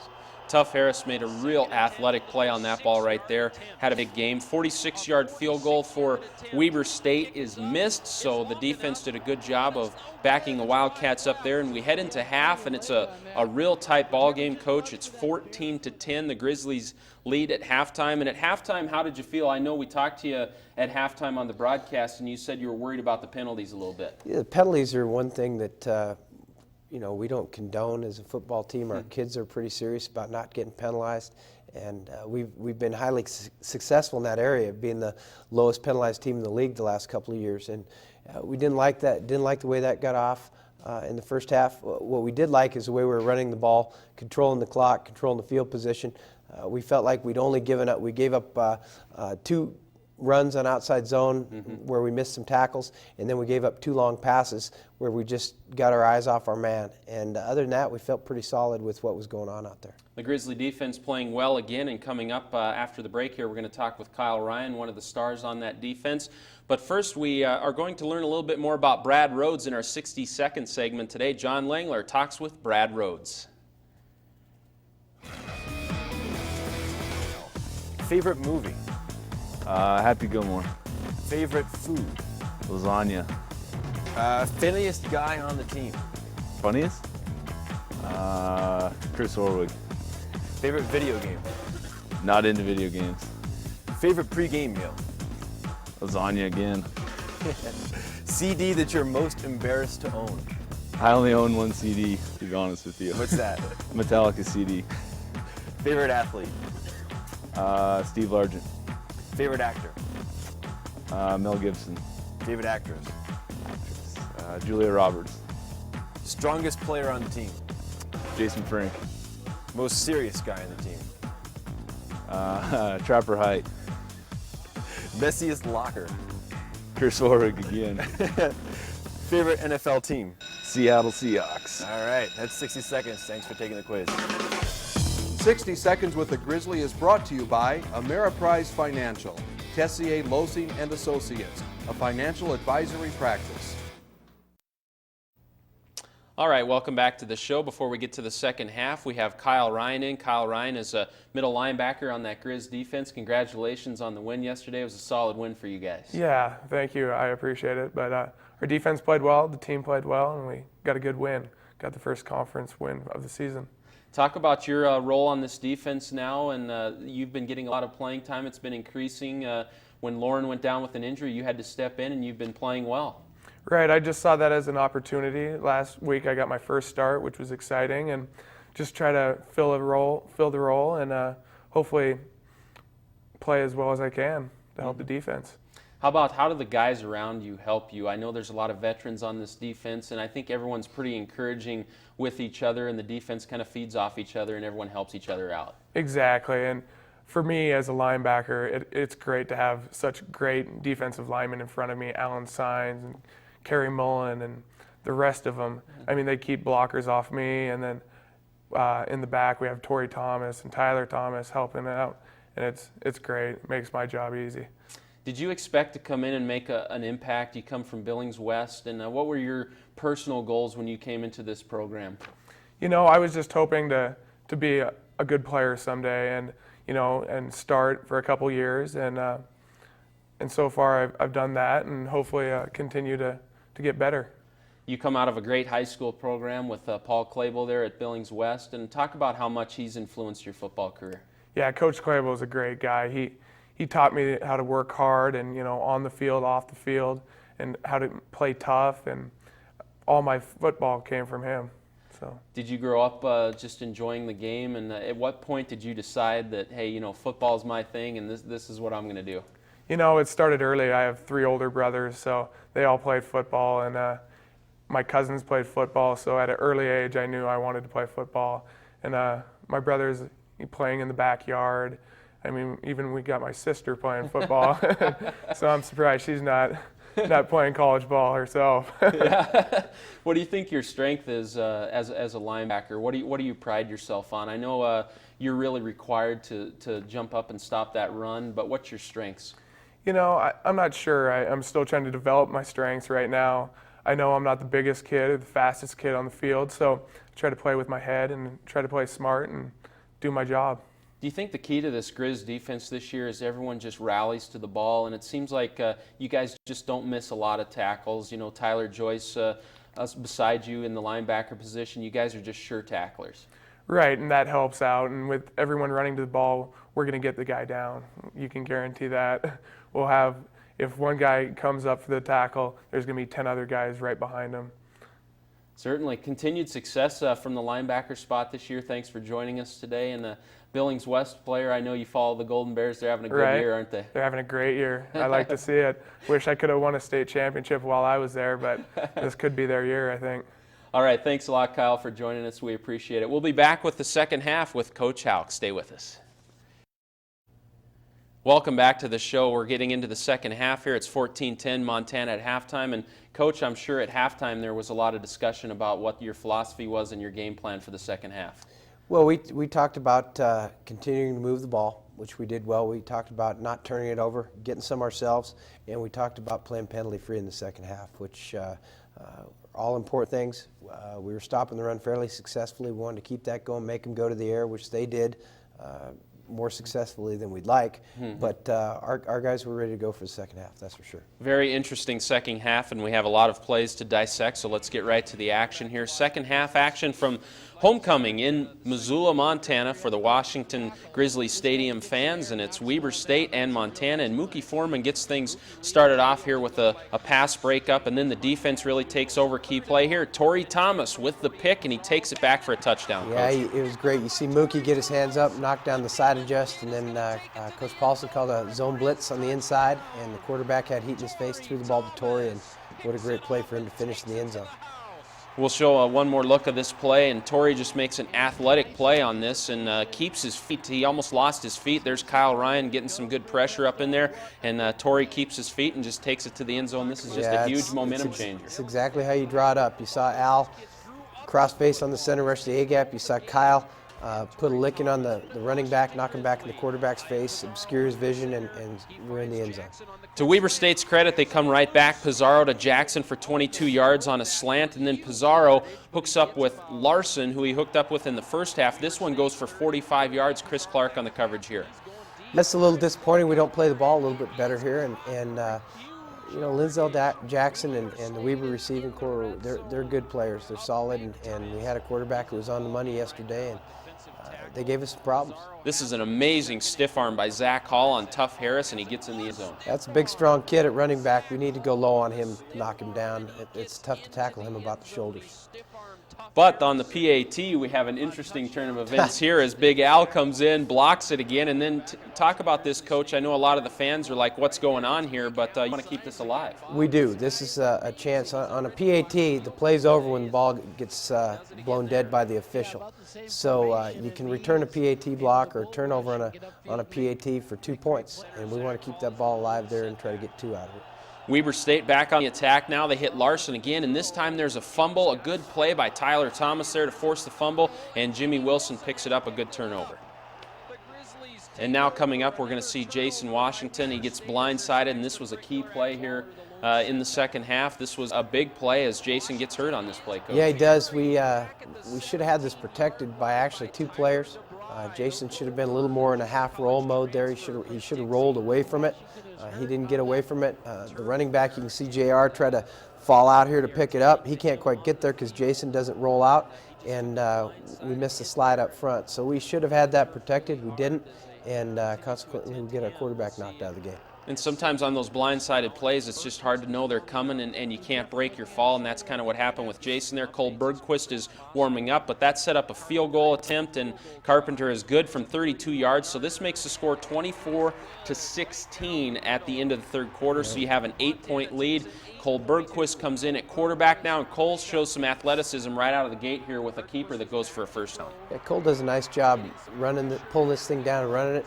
He gets 16 or 18 yards or whatever it is on the play, gets us first down, and moves the chains. Now you guys set up for a field goal attempt here, and Weber State comes in and they get a block on this one. Yeah, we have some technique issues here on our right side. If you see it from the end zone here, I don't know if we're going to get a look at that, but you see us get our shoulders turned on the right side and create some seams in our protection. They run a man through and get it blocked. So Weber State's in business right here, but the defense pins their ears back a little bit. And Mike Murphy, who really made some big plays in the fourth quarter, so quick off that end right there. We're going to see another look at this play.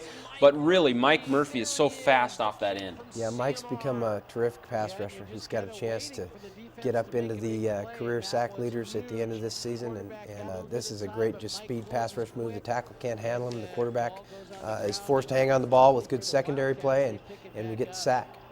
There's Mike hitting Pizarro right there, and that sets up a field goal situation. Weber State's lucky to get back on that ball, and they do get the field goal. It's to make it 24-19, a little chip shot here for the Weber State kicker, and it's 24-19 now, and it's a white knuckler, Coach. It sure is. It would have been nice to get that ball. Mike did a great job of hacking the ball out from the backside. It would have been good to get that ball and not get up the 3. Now here we go, and it's late in the game. Weber's driving, and Tough Harris had a game-ending interception attempt right here, but it goes through his hands. I know he wants that one back. Well, I'd like him to have it back, too. It'd add about 5 years to my life if he'd hung on to that thing. Now the next play, Coach, was just a big one. Pizarro to the end zone. Linzel Jackson almost caught for the touchdown. We're going to get a couple more looks at this play, realize how close this was. Jackson got one hand on it. Also good coverage, but just an amazing play all the way around. You can see the corner right there. I think he gets just a little bit of a piece of the ball and tips it enough that he can't hang on to it. And that was actually a good play by our corner. You see here almost a tip. At least it distracted Jackson a little bit to where he couldn't get his hands on the ball, and so it's incomplete. Now we have a final play. It's 4th down. There's 2 seconds left in the game, and Mike Murphy makes a big play. Yeah, the big fella strikes again, and you can see the holding call on the backside. It wouldn't have counted had they scored anyway, but great way for our defense to hang on and win the game. So now the kids are excited and the officials are meeting, and it was a holding call. Where was the holding on that play? You know, I'm not sure. I'll have to look at the officials' report. It was either on Mike Murphy or on our right tackle. So I don't know if it was on the left guard or the left tackle, but obviously we decline it. Game over. We'll take one more look at this too, and there you congratulate the referee on his call right there.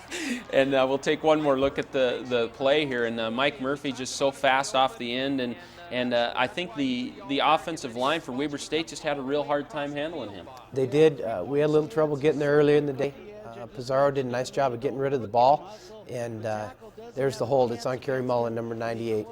He causes the hold, and certainly Murph gets there and knocks the ball out, and that's just a huge play. You know, and I thought the officials did a nice job yesterday. It was a new crew. It was their first day, and so a new crew, and they did a pretty nice job calling the game. Yeah, well, Way to go, Jeremy. You keep talking them up. That's right. But we do have some things to address with the game here. I know you can't specifically talk about injuries, but and you're not sure of what Jason's status is, but I think it's a pretty safe bet that Cole's probably going to be in at Holt Arena. Well, I don't know. Every time I think that, I go in and get our injury report Sunday afternoon, and guys are full go, are going to make it back or have a chance to make it back. So I hate to speak out of turn, but he was pretty sore yesterday at the end of the game. So we've got to get Cole ready, and certainly we've been doing that since last spring, and Cole will be fine. If he has to go, then he'll look forward to the opportunity, and we'll look forward to giving it to him. And certainly a tough game coming up with Idaho State. So we'll talk about that one in a few minutes. We have some fan interaction time here, though. The question of the week, a good defensive question for you, Coach, from James in Anaconda. Do you think defensive backs should play the ball or the man? Well, that's a good question, and the answer is both. When you play man-to-man coverage, or in some zones you end up matched up on a man, you play the route and the receiver until he breaks, and then you break to his near hip for his upfield shoulder, depending on the route. And then once you get there before the ball, then you earn the right to play the ball. So you play the man until you get to his hip, and then you play the ball. And that's certainly an art. Those defensive backs have a tough job. It's not easy out there. It is not easy out there, and a lot of times when you're seeing pressure and blitz and longer routes down the field, it's them and the receiver, and they've got their back to the ball, and they have to play the ball and beat a guy who can see it for it. If you would like to send in a question for Coach Houck, send your questions to montanasnewsstation.com. Click on Sporks, and we'll get those questions to Coach and answer those during the show. We'll be back to wrap up the show and take a look ahead at Idaho State next week. Stay with us. Welcome back to the show. It's time for our Reds Bar Look Ahead, and we're going to take a look at some of the scores from the, me too. So let's take a look at the scores from around the league. And the Bobcats get a win over Idaho State, 30-28, but a hard-fought game there. Eastern Washington, they trailed most of this game with Portland State. They come back and rally and get the victory there. And Sacramento State takes it to Northern Arizona. Jerome Sowers continues to struggle with the Lumberjacks there. And now the look ahead for the Grizz this week. They are at Holt Arena. Idaho State, the Bengals are 2-3, but they have been very competitive, very good. And Coach, let's talk about this game a little bit. Idaho State, certainly, even though they're 2-3, they're a tough team. Yeah, Idaho State's a good team, and they're in particular at home. Yeah. Holt Arena's been a tough place for anyone in the league to win. We were down there 2 years ago and lost in double overtime, and it'll be loud. When we were there 2 years ago, it was the first time they'd sold the place out in 20-some years, and I'm pretty sure it'll be the same this coming week. So we'll be ready. We'll practice with some crowd noise this week. We'll get ready for the racket that they put up. But the biggest thing is Idaho State's a good football team. They're evolving a little bit. They're running the ball better than they have in the past. They're playing better run defense than they have in the past. So we're going to have our hands full. And the game is live right here on Montana's news station, of course. And talk about Matt Hagler a little bit, their quarterback. He was one of the top prep players in the state of Idaho, and he's an older player as he went on a mission, I believe, and then came back and now is playing for Idaho State. And Larry Lewis is real happy with how he's playing. Yeah, and he should be. He's done some good things. He struggled a little bit yesterday. He threw an interception for a touchdown that may have cost him the game.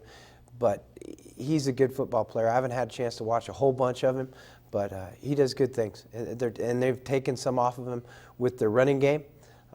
So this should be another battle, and I think that's getting to be the theme in the league. You look at what happened yesterday with NAU getting upset. I kind of thought Portland State might beat Eastern, but Eastern held serve at home, which was good for them.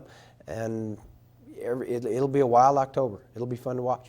That's right. Well, good luck at Holt Arena in Idaho State, and I'll see you down there, Coach, and it should be an interesting weekend. It should. Let's go. We'll go get ready this week, and then we'll have some fun down Pocatello. That's right. Sounds good to me. All right, thanks for watching this week, folks. Idaho State and Montana this week. Join us next week as we'll recap the Bengals and the Grizzlies. Have a great week, and thanks for watching.